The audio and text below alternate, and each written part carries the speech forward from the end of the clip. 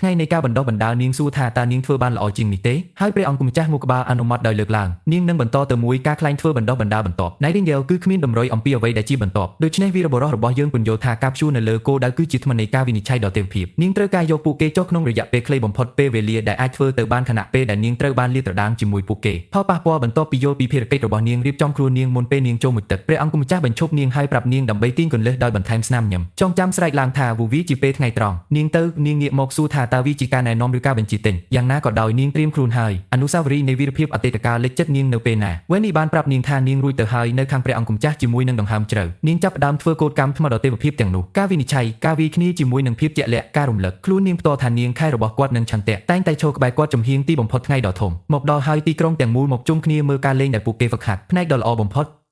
មែនហើយវាឥតគិតថ្លៃសម្រាប់អ្នករាល់គ្នាសម្ដេចក៏បានអញ្ជើញពាណិជ្ជករ Lady Margaret ក្នុងចំណោមហ្វូងមនុស្សគឺជាពាណិជ្ជករម្នាក់ទៀតហើយដែលរកអាហារឆ្ងាញ់នឹងពិភពលោកផ្សេងទៀតទន្ទឹមនឹងនេះដែលពាណិជ្ជកររបស់ George គឺ Marlon មានការចាប់អារម្មណ៍ខ្លាំងចំពោះគុណភាពនិងសម្ភារៈពីពេញហើយគាត់បានត្រៀមខ្លួនរួចរាល់ហើយដើម្បីទិញពីរបីសម្រាប់ខ្លួនគាត់ក្នុងនាមជាឈ្មួញបន្តអាជីវកម្មរបស់ពួកគេនិយាយ Lady Margaret សុំទោសជំនួសពួកគេនាងថាឈ្មួញគ្រាន់តែជាឧបាសកប៉ុណ្ណោះអ្នកណាមិនអាចជប់និយាយអំពីលុយបានសុំទោសពួកគេទទួលយកពេលវេលារបស់គាត់ទន្ទឹមនឹងនេះដែរនៅលើមេឃភ្លេចបន្ទោលកំពុងផ្ទុះញ៉ាំពោតលីងញ៉ាំខណៈពេលដែលម៉ាយីមើលទៅរំខានថានាងកំពុងលាក់វាទាំងអស់សម្រាប់ខ្លួននាងចុះនៅលើដីព្រះអង្គម្ចាស់ភ្ញាក់ផ្អើលភ្លេចបន្ទោមិនបានទទួលស្គាល់ Margaret សំបីតែទោះបីជានាងដូចជាតួលេខរបស់ម្ដាយចំពោះនាង Margaret បញ្យល់ពួកគេបែកគ្នាពេលនាងនៅក្មេងណាស់ដូច្នេះហើយកុំឆ្ងល់ថានាងមិនមានចងចាំហើយនាងតែប៉ុណ្ណោះចង់ភ្ជាប់ឡើងវិញជាមួយនាងដោយធម្មជាតិបន្ទាប់មក Margaret សួរអំពីអាហារសម្រន់នេះត្រូវបានគេហៅថាពោតលីងញ៉ាំហើយឆ្ងល់ថាតើវាក៏ជាគ្រួសាររាជវង្សផងដែរអាហារសម្រន់វីរបុរសរបស់យើងមកក្បាលបាទប៉ុន្តែតាមពិតគាត់មានជំនួយពីណាក្នុងការធ្វើពោតលីងទាំងនេះពីស្លឹករបស់បងស្រីពោតពិសេសគាត់មិនអាចទេស្រមៃមើលកម្មវិធីមួយដោយមិនញើសពួកគេ Margaret មិនមែនទេនៅតែជឿជាក់ទាំងស្រុងដោយសារតែនាងបានរស់នៅទីក្រុងរបស់ស្ដេចពីមុនដោយមិនឆ្លើយនាងសូមឲ្យគេទប់ចិត្តនាងហើយបន្ទាប់មកសួរអំពីមិត្តជិតស្និទ្ធបំផុតរបស់គាត់នៅក្នុងទីក្រុងវាប្រែថាព្រះអង្គម្ចាស់ Roland មិនបានធ្វើទេមានមួយដោយគាត់គ្រាន់តែជាបុរសចែចង់និងចិត្តបំផុតរបស់គាត់ដៃគូគឺជាវេទមន្តរបស់គាត់ដៃយោខូដែលគាត់ធ្លាប់លូតលាស់ស្ត្រីគ្រប់រូបជុំវិញប្រាសាទ Margaret ចាប់ផ្ដើមសើចហើយចង្អុលបង្ហាញនោះនាងក៏ធ្លាប់លឺដែរដើម្បីក្លាយជាបុរសនារីនៅក្នុងប្រាសាទ Roland អន់ចិត្តបន្តិចគាត់បានបណ្ដោយឲ្យអ្វីមួយរអិលឆ្កងចំពោះនាងបន្ទាប់មកគាត់ផ្លាស់ប្ដូរប្រធានបទនិងដាស់តឿនអ្នកគ្រប់គ្នាឲ្យធ្វើផ្ដោតលើការលេងនិងដូច្នេះចាប់ផ្ដើមរឿងរបស់ក្មេងស្រី Cinderella ជាមួយ Lady Irene Pettigrew នៃ Ferdinand Lodge កំពុងលេងតួនាទីរបស់ Cinderellaភាពលេចធ្លោមួយទៀតនៅក្នុងទូសម្ដែងគឺឧសភាដែលគេស្គាល់ជាតារានៃលោកខាងលិចដែលមើលទៅគួរឲ្យភ្ញាក់ផ្អើលនៅលើឆាកវាមិនយកទេ Margaret យូរដើម្បីដឹងតើនាងជានរណាហើយនាងពិតជាភ្ញាក់ផ្អើលយ៉ាងខ្លាំងដែលបានឃើញនាងនៅទីនោះព្រះអង្គម្ចាស់ Roland ប្រាប់នាងឲ្យមើលស្ងាត់ប៉ុន្តែ Margaret រំភើបចិត្តខ្លាំងណាស់មិនអាចជួយអ្វីបានក្រៅពីការច្រៀងសរសើររបស់មេខ្លាំងវាហាក់ដូចជាវីរបុរសរបស់យើងមាន Lady Irene ដែលរំពឹងទុកនឹងនាំមកដូចនោះមិត្តល្បីដើម្បីសម្ដែងនៅទីនេះនៅក្នុងទីក្រុងព្រំដែនខណៈដែលការសម្ដែងបន្តរូបរាងរបស់មេប្រកាសនិយមមិនគួរឲ្យជឿនៅពេលនាងរុញ Cinderella ទៅដី show គឺដូចជាជីវិតនឹងខ្លាំងដែលគ្រប់គ្នានៅក្នុងហ្វូងមនុស្សខ្លាចជាការព្រួយបារម្ភពិតប្រាកដសូម្បីតែព្រះអង្គម្ចាស់ Roland ក៏មានអារម្មណ៍ដូចជាការជំរុញនោះផ្ទាល់ខ្លួននៅពេលដែលការលេងបន្តម្ដងទៀតហ្វូងមនុស្សទាំងមូលត្រូវបានភ្ជាប់ទាំងស្រុងនឹងសូម្បីតែ Lady Irene មិនអាចជួយអ្វីបានក្រៅពីកត់សម្គាល់ពីរបៀបមិត្តរបស់នាងមានការយកចិត្តទុកដាក់ពីមនុស្សគ្រប់គ្នាក្នុងអំឡុងពេលសម្រាប់នរណាម្នាក់នៅក្នុងទស្សនិកជនមតិថាការសម្ដែងគឺជាក់ស្ដែងណាស់ពួកគេមានការភ័យខ្លាចបន្តិចលើកទឹកចិត្ត Lady Irene បន្តការងារដ៏អស្ចារ្យនាងយល់ព្រមដោយរីករាយហើយលើកនេះ Irene ត្រូវបានកំណត់ដើម្បីឈ្នះមនុស្សគ្រប់គ្នានៅជាមួយនាងជំនាញផ្ទាល់ខ្លួនពេលលេងបន្តរន្ទះក៏មានតិចតួចទូនីតិរបស់នាងផ្ទាល់ដើរតួជាមេធ្មប់គួរឲ្យស្រឡាញ់តោះរំលងព័ត៌មានលម្អិតនៃការលេងប៉ុន្តែនៅចុងបញ្ចប់នៃរឿងនេះឈុតនេះគឺជាប្អូនស្រី Irene អ្នកណាលួចកម្មវិធីឧសភាជាធម្មតាគ្មានកំហុសនៅក្នុងការសម្ដែងរបស់នាងរកឃើញខ្លួនឯងគ្រប់ដណ្ដប់នៅពេលនេះដោយការសម្ដែងដ៏អស្ចារ្យរបស់ Irene មែនហើយវាហាក់ដូចជាឃើញមិត្តរបស់នាង Wen បានធ្វើឲ្យនាងកាន់តែសោកសៅបុរសម្នាក់នេះ Verlaine ធ្លាប់ជាគោលដៅរបស់ស្ត្រីរាប់មិនអស់នៅក្នុងបន្ទាយចម្រៀងវែងនិងនៅទីបញ្ចប់គាត់បានជ្រើសរើស Irene ពេលនេះនាងមិនអាចជួយនាងបានទេប៉ុន្តែនាងយំមើលរឿងស្នេហាត្រីកោណនេះពេលនាងដើរចេញពីឆាកនាងកត់សម្គាល់ពេលយប់ Carter កាន់ភូមិមួយផ្កាគាត់ណែនាំខ្លួនគាត់ជាមេរាត្រីលោក Carter Lannis ទីយប់របស់ព្រះអង្គម្ចាស់ហើយគាត់ផ្ដល់សម្ភារៈសម្រាប់នាងការសម្ដែងមិនគួរឲ្យជឿមិនមែនជាមួយដើម្បីឲ្យខាត់ពេលវេលាគាត់អញ្ជើញភ្លាមនាងទៅផឹកស្រារបស់នាង Blushing នឹងមានអារម្មណ៍សប្បាយរីករាយនៅខាងក្នុងកន្លែងកើតហេតុបានផ្លាស់ប្ដូរទៅបន្ទាយចម្រៀងវែងកន្លែងណាទីហ៊ានមកពីពណ៌ប្រភេទប្រាសាទបានមកដល់ពេលឃើញទង់ជាតិដែលគេស្គាល់កំពុងរលាងឯកអក្សរទូតចាប់ផ្ដើមបាត់បង់ភាពត្រជាក់របស់គាត់ខាងក្រោមនេះរាត្រីសូមណែនាំខ្លួនគាត់ជា Lyman House អ្នកនាំសាររបស់ស្ដេច Timothy ហើយគាត់មានបាននាំសារពីទីក្រុងស្ដេចលោកស្នើឲ្យបញ្ចុះតម្លៃស្ពានអាកាសដើម្បីអនុញ្ញាតឲ្យចូលមួយយប់នាំមកនៅការអនុញ្ញាតយ៉ាងឆាប់រហ័សហើយឯកអក្សរទូតក៏ក្រឡេកមើលយ៉ាងរហ័សនៅវាគ្រាន់តែដើម្បីដឹងថានេះជាការពិតបោះត្រាជាមួយ Timothy និមិត្តសញ្ញា Petro យ៉ាងឆាប់រហ័សដឹងថាគាត់មិនអាចបិទថ្មីស្ដេចនាំសារបែបនេះឬក៏លោកនឹងទៅចាប់យកការប្រយុទ្ធដោយមិនចាំបាច់ជាមួយស្ដេចទីក្រុងនៃប្រាសាទពណ៌ប្រភេទដោយក្នុងចិត្តគាត់ប្រាប់ទាហានរបស់គាត់ចាប់សេះលឿន3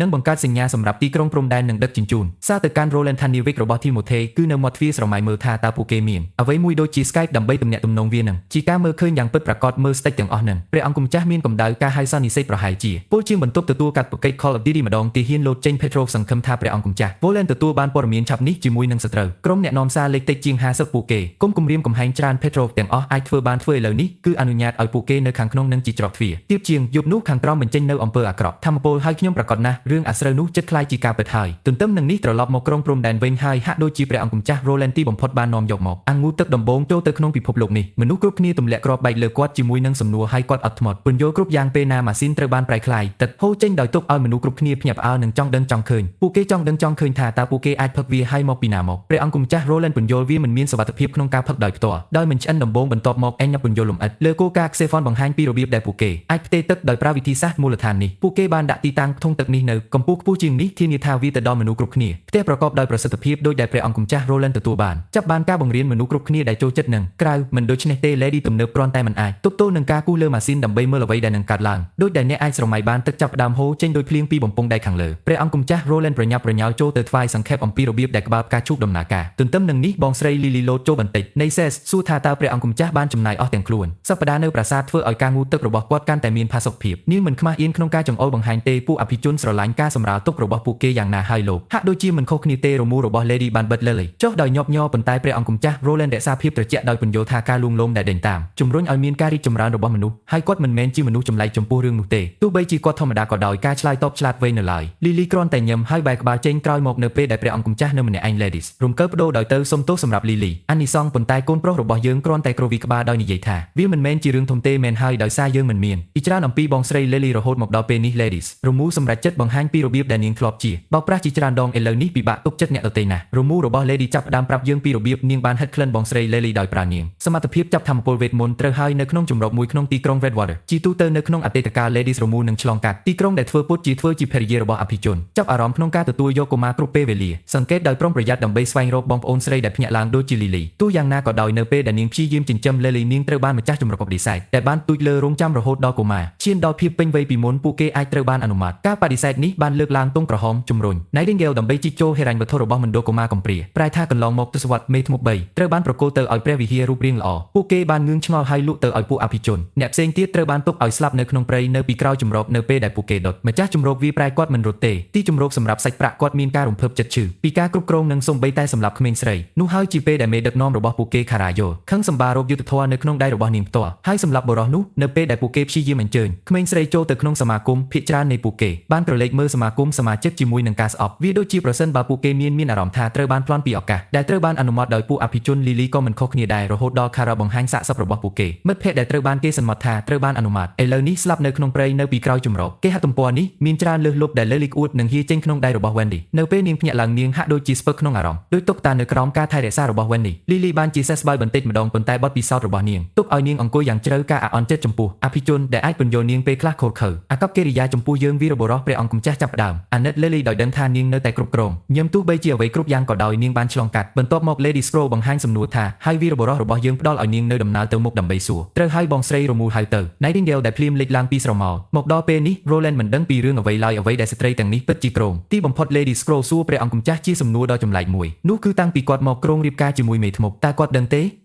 មេធ្មប់មិនអាចមានផ្ទៃពោះបានទេសម្ដេចយល់ឃើញថារឿងនេះស្លូតបន្តិចហើយសួរថាតើវាត្រូវបានបញ្ជាក់ឬគ្រាន់តែជាការរំពឹងទុកស្ត្រីរំកិលដោយសោកសៅបញ្ជាក់ថាវាជាការពិតដ៏ខូចខើដែលជាគ្រប់គ្រងដោយប្រវត្តិសាស្ត្រខ្លួនឯងចាប់តាំងពីមិនមានកំណត់ត្រាមេធ្មប់តែងតែមានផ្ទៃពោះ Roland គិតថាវាដូចជាការបន្តពូជភាពឯកោឆ្ងល់ថាតើមេធ្មប់បានវិវត្តចូលទៅក្នុងថ្មីទាំងមូលប្រភេទដែលមិនអាចលីបានសែនជាមួយមនុស្សធម្មតាប៉ុន្តែព្រះអង្គម្ចាស់ក្រវីក្បាលបិទសម្រាប់ពេលនេះសម្រាប់ចិត្តទំពីគំនិតនោះនៅពេលក្រោយសម្រាប់គាត់ស្នេហារបស់គាត់ចំពោះអាណាមិនត្រូវបានចង់ខ្ជាប់ទេថាតើនាងអាចមានកូនឬអត់គាត់កាន់តែរំភើបអំពីរៀបចំប្រព័ន្ធនយោបាយនោះគឺជាការយុត្តិធម៌និងមិនបានអនុគ្រោះដល់ទំនាក់ទំនងគ្រួសារលើសពីនេះទៀតគាត់មើលឃើញកង្វះកុមារជាអត្ថប្រយោជន៍វាបញ្ឈប់គ្រួសារដែលមានអំណាចត្រកូលពីការបង្កើតដែលគាត់គិតថាអាចធ្វើបាននាំយកមេធ្មប់និងទៀងទាត់មនុស្សជិតស្និទ្ធជាមួយគ្នាដើម្បីធ្វើការជាក្រុមភ្លាមនោះ Nightingale រំខានគាត់សួរថាមានអ្វីក្នុងចិត្តគាត់ត្រូវបានគេចាប់យាមពីដំបូងប៉ុន្តែបន្ទាប់មកធានានាងថារបស់គាត់អារម្មណ៍មិនផ្លាស់ប្ដូរហើយគាត់នៅតែរៀបការជាមួយមេធ្មប់បន្ទាប់ពី Lady Scroll ចាក់ចេញយ៉ាងស្ងប់ស្ងាត់ Volan ងឿងឆ្ងល់យ៉ាងខ្លាំងប្រសិនបើនាងសប្បាយចិត្តឬខកចិត្ត Nightingale នៅស្ងៀមផងដែរការចាក់ចេញពី Volan ដើម្បីលេងវាត្រជាក់និងសន្មត់អ្វីគ្រប់យ៉ាងគឺ ត្រឹមត្រូវ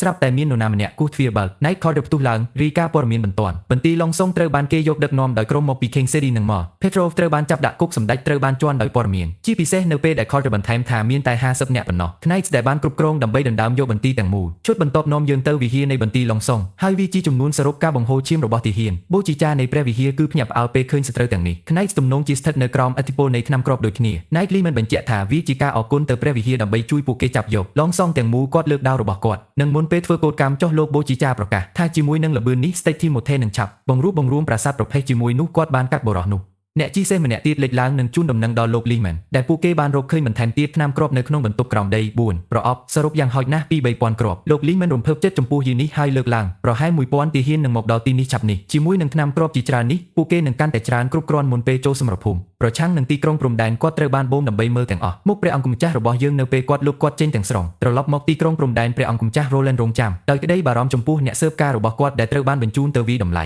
ស្ថានភាពនៅបន្ទីឡុងសុងត្រូវហើយតាមការកត់សម្គាល់ Nightingale ញឹមឡើងនៅពេលដែលនាងប្រទេសឃើញភ្លេចបន្ទោនិងម៉ាយីត្រឡប់មកវិញច្បាស់ណាស់ដេកនៅក្នុងការិយាល័យតាមបង្អួចរន្ទះមិនខ្ជិះខ្ជីទេមួយដង្ហើមមុនប្រកាសថាពួកគេមានចាក់ចេញពីបន្ទីឡុងសុងហើយកំពុងធ្វើដំណើរត្រង់នៅទីនេះជាមួយជុំវិញពាន់អ្នកនេះសម្ដេចភ្ញាក់ផ្អើលពេលឮដូច្នេះឆ្ងល់ពីរបៀបទាំងនោះទាហាន50នាក់បានបង្កើនចូលទៅក្នុង1000ម៉ាគីបន្ទាប់មកបង្ហាញតែប៉ុណ្ណោះ6នាក់នៃពួកគេគឺនៅលើសេះនៅសល់គឺនៅលើជើងនាងពន្យល់បន្ថែមពួកគេស្លៀកពាក់ធម្មតាមនុស្សជាច្រើនគ្មានគ្រឿងសស្ត្រាហើយអាវុធរបស់ពួកគេមានភាគច្រើនជាលំពេងដោយមានដាវមួយចំនួនលីបញ្ចូលគ្នាព្រះអង្គម្ចាស់មានអំណរគុណភ្លាមដោយគិតពីការពីពណ៌នានោះពួកគេប្រហែលជាជនស៊ីវិលឬបម្រើក្នុងជួរកងទ័ពដូច្នេះគាត់កំពុងកោះរបស់គាត់ឆ្ងល់ថាហេតុអ្វីបានជាធីម៉ូថេនឹងបញ្ជូនចំណីកាណុងបែបនេះគាត់ឆ្ងល់ថាហេតុអ្វីបានជាធីម៉ូថេមិនបានរៀនពីសមរភូមិព្រំដែនជាមួយអ្នកអុកញ៉ារៀនដែលជាកន្លែងដែល200 Knights មិនអាចសំបីតែគូសទីក្រុងព្រំដែនទីបំផុតវាគាត់ដូចជាកូលាននិងព្រះអង្គម្ចាស់យល់ឃើញដែលពួកគេកំពុងព្យាយាមព្យួររាស់គ្រប់បែបយ៉ាងការបាញ់កាំភ្លើងដោយប្រើប្រាស់ព្រះវិហារថ្នាំគ្រាប់គាត់មិនដែលសង្ស័យទេពីការចាប់ផ្ដើមដែលក្រុមជំនុំបានគ្រប់គ្រងធីម៉ូថេប្រសិនបើទីក្រុងព្រំដែនត្រូវតែប្រឈមមុខនឹងកងទ័ពនេះរាប់ពាន់អ្នកគាត់ច្បាស់ណាស់ថាកងទ័ពដំបូងរបស់គាត់នឹងវាយលុកយ៉ាងខ្លាំងសម្ដេចសួរថាតើមនុស្សទាំងនោះកំពុងដឹកថ្មដល់ទេវភាពនៃការវិនិច្ឆ័យរន្ទះនិយាយថានាងមិនហ៊ានទទួលទេកាន់តែចិត្តប៉ុន្តែបាសីតូចនោះបានឃើញអ្វីគ្រប់យ៉ាងនៅពេលនាងប្រែទៅជាសត្វស្ទាំងខណៈពេលដែលម៉ាយីកំពុងតែញាក់ចុះពីលើនឹងនាងឆ្លើយតែនាងមិនបានឃើញថ្មណាមួយប៉ុន្តែមានឱកាសដែលពួកគេអាចជាលក្ខនៅក្នុងសម្លៀកបំពាក់របស់ពួកគេបន្ទាប់មកព្រះអង្គម្ចាស់ក៏ប្រគល់ភារកិច្ចឲ្យ Nightingale ទៅជាមួយម៉ាយីម្ដងទៀតតាមដងទន្លេនៅពេលដែលពួកគេជួបនាវាឆ្លងកាត់ Nightingale គួរតែចូលទៅជិតពួកគេខណៈពេលដែលលាក់ខ្លួននៅក្នុងអ័ព្ទរបស់នាងពេលនាងចិត្តគ្រប់គ្រាន់ហើយនាងត្រូវតែមើលប្រសិនបើពួកគេកាន់ណាមួយថ្មដល់ទេវភាពនៃការវិនិច្ឆ័យ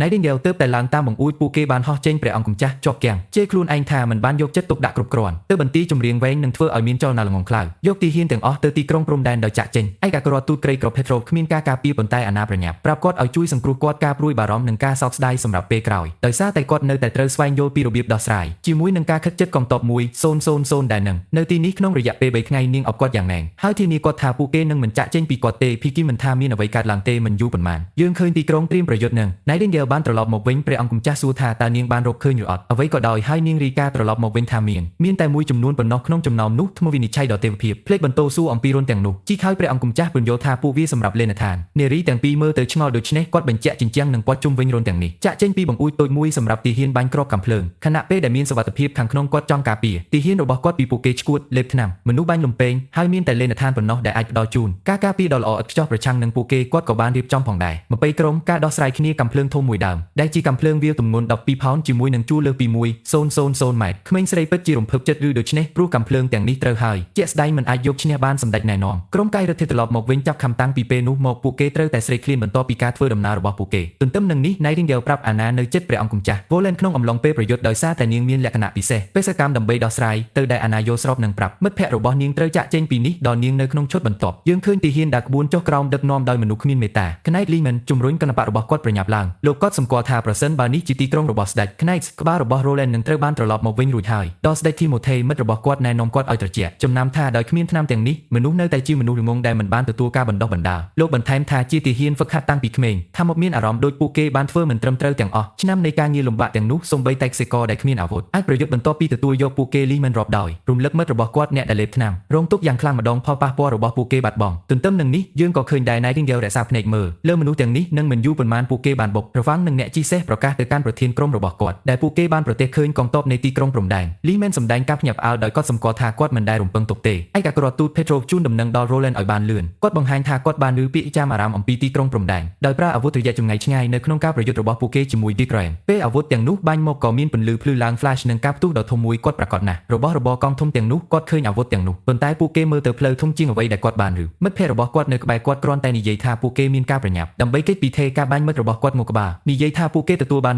500បរោះហើយបន្តពីលេខឡើងថ្នាំគ្រាប់ទាំងនោះពួកគេអាចធ្វើបានរត់ដូចសេះប្រណាំងអញ្ចឹងលើកនេះគេអាចជួបបានទីក្រុងព្រំដែនយ៉ាងងាយស្រួលនោះហើយជាពេលដែលគាត់ចាប់បាន Nightingale សម្លេងញាក់កន្ត្រាក់អារម្មណ៍គាត់ទាំងស្រុងគាត់បានបង្វិលជុំវិញឬការខ្សឹបខ្សៀវដ៏អាក្រក់នោះប៉ុន្តែមិនមានអ្វីសោះនៅទីនោះសូម្បីតែមិត្តរបស់គាត់ស្បោះថាគាត់មិននឿទេរឿង Captain Lee មិនប្រាប់មិត្តរបស់គាត់ Lee ទៅយកមនុស្សមួយចំនួនចូលទៅក្នុងឈើសម្រាប់ការវាយប្រហារ Pincer គាត់ប្រមូលផ្ដុំមនុស្សគ្រប់គ្នាហើយនោះជាពេលដែល Lady Echo លេចឡើងពីកន្លែងណានាងធ្វើត្រាប់តាមភ្លាមសម្លេងរបស់អនុប្រធាន Lee បញ្ជាឲ្យទាហានដើម្បីលេបថ្នាំរបស់ពួកគេនិងគិតប្រាក់ជាមុននេះទាហានត្រូវបានបណ្ដេញចេញទាំងអស់ហើយភ្លាមនោះលេចចេញរបស់ពួកគេថ្នាំគ្រាប់ Lee ស្រឡាំងកាំងឆ្ងល់ថាអ្វីទៅជាអ្វីទៅគាត់សួរ Lee ថាគាត់ធ្វើអ្វីហើយនោះជាពេលដែល Nightingale លេចឡើងធុងកាំភ្លើងរបស់នាងបានតម្រង់ត្រង់ក្បាលរបស់គាត់ជាមួយនឹងតែមួយទៀងកន្លេសនាងច្របាច់ខួរក្បាលរបស់គាត់ទាំងស្រុងប្រធានក្រុមដែលមានទំនុកចិត្តទីបំផុតដួលចុះពីលើសេះធ្វើឲ្យមិត្តភ័ក្តិរបស់គាត់ភ្ញាក់ផ្អើលទន្ទឹមនឹងនេះដែលទាហានបន្តដើរទៅមុខដូចគ្មានអ្វីកាត់ឡើងទេប្រធានក្រុមរបស់ពួកគេ Leven Gates នៅការមើលឃើញដ៏គួរឲ្យភ័យខ្លាចខណៈពេលដែលគាត់ក៏យនរណាម្នាក់ដែរធ្វើត្រាប់តាមសម្លេងនិងសណ្ដាប់ធ្នាប់របស់គាត់ទាហានដែលលៀងខួរក្បាលដើម្បីកាន់កាប់ទីក្រុងព្រំដែននៅពេលដែលគាត់ដឹងថាមានមេធ្មប់ធ្វើត្រាប់តាមរបស់គាត់សម្លេងវាយឺតពេកហើយមនុស្សគ្រប់គ្នាកំពុងដើរទៅមុខដោយមិនអើពើរបស់គាត់ព្យាយាមបញ្ឈប់ពួកគេទាហានខ្លះថែមទាំងព្យាយាមទៀតផងវាប្រហារគាត់ប៉ុន្តែគាត់បានយ៉ាងលឿនដោះស្រាយជាមួយពួកគេដោយកំហឹងស្លាប់បានកំណត់លើការស្វែងរកមេធ្មប់ទាំងនេះហើយទឹកភ្នែកយកដៃទេរបស់គាត់ចេញពីបំពង់ទន្ទឹមនឹងនេះត្រឡប់ទៅព្រំដែនវិញទីក្រុងទាហានរបស់យើងចាប់ផ្ដើមផ្ទុះមនុស្សគ្មានគំនិតទាំងនោះជាមួយ Cannonballs ខ្ចាត់ខ្ចាយពួកគេចូលចិត្ត Paintball ទាំងនោះដែលគ្រប់គ្រងដើម្បីចូលទៅចិត្តទៅលេនឋានប្រឈមមុខនឹងការបាញ់កាំភ្លើងទម្លាក់ពួកគេសម្រាប់ការល្អ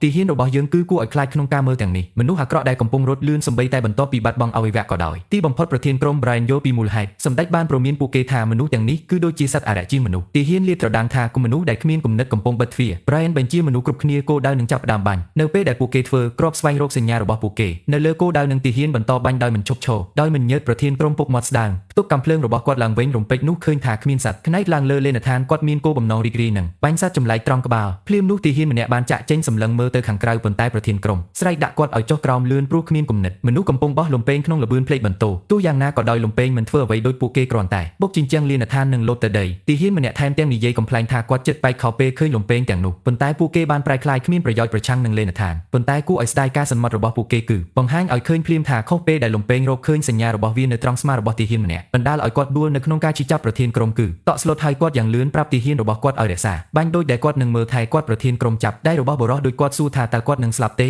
ប្រធានក្រុមស្គាល់គាត់គឺស្ថិតក្នុងស្ថានភាពអាក្រក់ប៉ុន្តែមិនគំរាមកំហែងដល់អាយុជីវិតគាត់មិនអាចដកលំពេងចេញបានទេដោយមិនប្រុងប្រយ័ត្នឬវានឹងហូរឈាមច្រើនទៀតគាត់មានទំនុកចិត្តណានាអាចជួយសង្គ្រោះគាត់បានហើយប្រាប់ទាហានរងចាំព្រោះគាត់មិនមែនទេស្លាប់ថ្ងៃនេះគាត់ធានាទាហានញាប់ញ័រនោះនៅពេលដែលពួកគេបញ្ចប់ការប្រយុទ្ធពួកគេនឹងប្រញាប់ទៅណានាឲ្យបានឆាប់តាមដែលអាចធ្វើទៅបានទន្ទឹមនឹងនោះអ្នកដែលគ្មានគំនិតទាហានបន្តគិតថ្លៃមិនគួរឲ្យជឿលបឿនឆ្លងកាត់ការចោលសម្រាមដេរីប៉ាយជាមួយសាកសពពួកគេរត់នៅចន្លោះសាកសពដែលដួលរំដោយគ្មានគោរពអិសរាជនម្នាក់របស់យើងទាហានបញ្ជាឲ្យលឿនសម្មិត្តរបស់គាត់ដើម្បីកែតម្រូវកាំភ្លើងសម្រាប់បាញ់ជួរ300ម៉ែត្រនឹងផ្ទុកគ្រាប់ទំពាំងបាយជូរជាមួយនឹងការបញ្ជាឲ្យបាញ់គ្រាប់កាំភ្លើងធំហក់ឡើងតាមខ្យល់ហើយតាមជួរនៃអ្នកវាយប្រហារគ្មានគំនិតភ្លាមនោះម្នាក់ក្នុងចំណោមនោះបរិសុទ្ធដែលគ្មានគំនិតខ្ទាស់ចេញពីឥទ្ធិពលនៃថ្នាំគ្រាប់នេះគាត់ញ័រដោយភ័យខ្លាចគាត់ឃើញមួយក្នុងចំណោមនោះបាល់យៈឈប់ជើងខ្លីរបស់គាត់ផ្លុំប៊ូឡុងភ្លាមត្រឡប់មកវិញមិនចង់ប្រថុយប្រថាប់ត្រាយ៉ាងណាមិញគាត់ទទួលបាន3ប្រពន្ធកំពុងរងចាំគាត់នៅផ្ទះជើមនោះច្រើនណាស់ប្រពន្ធសម្រាប់បុរសធម្មតាទាហានផ្សេងទៀតក៏សម្រេចចិត្តដកថយដែរទីបំផុតដឹងថាគេសាកថ្មការស្លាប់របស់ពួកគេដោយគ្មានហេតុផលល្អទន្ទឹមនឹងនេះដែលទាហានរឹងរូសកាន់កាំភ្លើងរបស់គាត់ជំនួសឲ្យការរត់ប៉ុន្តែសូមឲ្យខ្លាយជាការពិតនរណានឹងមិនត្រូវបានគេហៅថាកំសាកជាងយក100ផោនគ្រាប់កាំភ្លើងទៅទ្រូងសម្ដេចបានកត់សម្គាល់ស្ត្រីចាប់ផ្ដើមខ្ចាត់ខ្ចាយនឹងបែកខ្ញែកគាត់មានអារម្មណ៍ទុកព្រួយដោយដឹងថាថ្នាំអាចបញ្ឈប់ការជិះចាប់ប៉ុន្តែកុំខ្លាចគាត់ស្អប់ខ្ពើមជាពិសេសដែលធីម៉ូថេបានប្រើជន់ស៊ីវើស្លូត្រង់ដែលសំបីតែទាហានបរិសុទ្ធដែលមានលំពេងនៅស្មារបស់គាត់ទីបំផុតត្រូវបាននាំទៅកាន់មន្ទីរពេទ្យកន្លែងដែលអាណាចាប់ផ្ដើមព្យាបាលគាត់ភ្លាមខណៈនោះចូលព្រៃវិញ Nightingale ត្រូវបានខ្មាំងសត្រូវលួចប៉ុន្តែនាងបាត់ខ្លួនមួយប៉ព្រិចភ្នែកទឹកផ្នែករីកាពីនាងការរត់គេចខ្លួនធ្វើឲ្យ Weven ខឹងសម្បាគាត់ស្ដីបន្ទោសទាហានរបស់គាត់នឹកនាងពេលណានាងនៅពីមុខពួកគេគាត់បញ្ជាបរិសុទ្ធរបស់គាត់ដើម្បីលេបថ្នាំហើយនាំនាងមកចុះភ្លាមនៅពេលដែលនាងលេចឡើងម្ដងទៀតទន្ទឹមនឹងនេះឬនឹងមេឃចាប់ផ្ដើមលូនពីខាងលើមុនពេលមនុស្សល្ងងអាចប្រតិកម្ម Lady Leaf ញាក់សាច់ពួកវាតាមបំពង់ Weven មិនទាន់ចប់ទេជេរប្រមាថសំណាងអាក្រក់របស់គាត់នៅពេលដែល Nightingale លេចឡើងម្ដងទៀតពួកគេបិទភ្នែកនឹង បរោះម្នាក់ហៅនាងថាពិសាចប៉ុន្តែគាត់មិនយូរប៉ុន្មានក៏គាត់សម្គាល់ថានាងជាមេធ្មប់គំនិតចុងក្រោយរបស់គាត់គឺថាតើស្រស់ស្អាតប៉ុណ្ណានាងគឺមុនពេលក្មេងស្រីរបស់យើងទាញកន្លេសនោះព្រះអាទិត្យមិនទាន់បានធ្លាក់ចុះទេហើយការប្រយុទ្ធត្រូវបានបញ្ចប់ Nightingale បានគិតរឿងនេះវិធីមួយគឺងាយស្រួលជាងចំនួនរបស់អ្នកអង្គការយើងមានតែ5នាក់ប៉ុណ្ណោះជនរងគ្រោះប៉ុន្តែពួកគេបានទទួលការព្យាបាលទាន់ពេលវេលាសម្ដេចបញ្ជាភ្លាមកុំសម្លាប់នរណាម្នាក់តែម្ដងទាហានសត្រូវឥទ្ធិពលថ្នាំគ្រាប់បានបាត់បង់គាត់បានកំណត់ភ្លេចបន្ទោនឹងម៉ៃជីដើម្បីតាមដានអ្វីខណៈពេលដែលកងទ័ពដំបូងមានភារកិច្ចបោះសម្អាតសមរភូមិនឹងពេលណាឥទ្ធិពលថ្នាំគ្រាប់បានបាត់បង់ជនស៊ីវិលរងគ្រោះផលប៉ះពាល់ដ៏ធំក្រុមស្វែងរកបានប្រមូលផ្ដុំពួកគេឡើងហើយរុញពួកគេឆ្ពោះទៅរកបទចម្រៀងវែងបន្ទាយព័ត៌មានដកស្រង់ចេញពី Knights ដែលត្រូវបានចាប់ខ្លួនត្រូវបានគេប្រើដើម្បីលុបបំបាត់ជាប្រព័ន្ធសត្រូវដែលនៅសល់កម្លាំងនៅបទចម្រៀងវែងបន្ទាយពួកគេក៏ធានាផងដែរឯកអគ្គរដ្ឋទូត Petrov ដោះលែងដោយគ្មានគ្រោះថ្នាក់ចាប់តាំងពីគាត់ជាផ្នែកមួយនៃគ្រួសារដែលមានឥទ្ធិពលបំផុតសត្រូវ Knights មិនបានហ៊ានដាក់ម្រាមដៃលើគាត់សម្ដេចក៏មានគម្រោងថ្មីទាំងអស់ដើម្បីធានាថាភាពរញ៉េញ៉ៃនេះមិនកើតឡើងម្ដងទៀតទេគាត់សម្រេចចិត្តសាងសង់កងទ័ពដាក់ផ្លូវមួយចំនួននិងនាំមកនៅសកលការអប់រំដល់បន្ទាយចម្រៀងវែងបន្ទាប់ពីតម្រៀបអ្វីគ្រប់យ៉ាងចេញគាត់សម្រេចចិត្តត្រឡប់ទៅព្រំដែនវិញទីក្រុងប្រាប់ឯកអគ្គរដ្ឋទូត Petrov ដើម្បីឈានទៅមុខនឹងកុំឲ្យគាត់ធ្លាក់ចុះម្ដងទៀតក្បាលក្រហមមកក្បាលចូលកិច្ចព្រមព្រៀង Petrov សួរអ្វីដែលត្រូវធ្វើជាមួយឆ្លើយសឹកត្រូវបានចាក់សោនៅក្នុងបារសម្ដេចប្រាប់គាត់ដោះលែងពួកគេដោយដឹងពួកគេនឹងមិនមានរយៈពេលយូរទេដោយសារតែផលប៉ះពាល់នៃថ្នាំគ្រាប់នៅពេលដែលវីរបុរសរបស់យើងបញ្ចប់រឿងបន្ទាយចម្រៀងវែងលោកបានកំណត់ជិះទូកត្រឡប់ទៅទីក្រុងព្រំដែនព្រឹកព្រលឹមហើយ Nightingale សួរថាហេតុអ្វីបានជិះគាត់ឆាប់ឡើងប្រាប់គាត់ឲ្យគេងលក់ស្រួលបន្ទាប់មកនាងសួរថាតើគាត់ព្រួយបារម្ភអំពីជនស៊ីវិលដែលបានយកថ្នាំគ្រាប់វាហាក់ដូចជាការកុហករបស់នាងនៅខាងស្ដាំនៅលើសញ្ញាគាត់នៅតែរំខានការពិតដែលថាពួកគេគឺជាទាំងអស់បង្ខំដោយ Timothy គាត់ចង់ឲ្យបង្ហាញថាប្រសិនបើពួកគេមិនបានយកវាទេថ្នាំ Dem នឹងត្រូវបានគ្រប់គ្រងដោយអ្នកដទៃពួកគេនឹងមិនត្រូវបានស្លាប់ដោយមិនចាំបាច់នៅក្នុងកន្លែងចម្លែកខ្លះដែលគេមិនដឹងស្ត្រីព្យាយាមធានាគាត់ថាវាមិនមែនជាកំហុសរបស់គាត់ទេប៉ុន្តែគាត់ឆ្លើយតបនោះទោះបីជាវាមិនមែនក៏ដោយកំហុសរបស់គាត់មិនអាចបញ្ឈប់បានទេពួកគេនឹងជាច្រើនទៀតនឹងត្រូវបានបូជានៅក្នុង Timothy ប្រយុទ្ធដើម្បីបល្ល័ង្កនិងអ្នកដែលមានទាញខ្សែពីរនៅពីក្រោយនឹងការបង្កើតថ្នា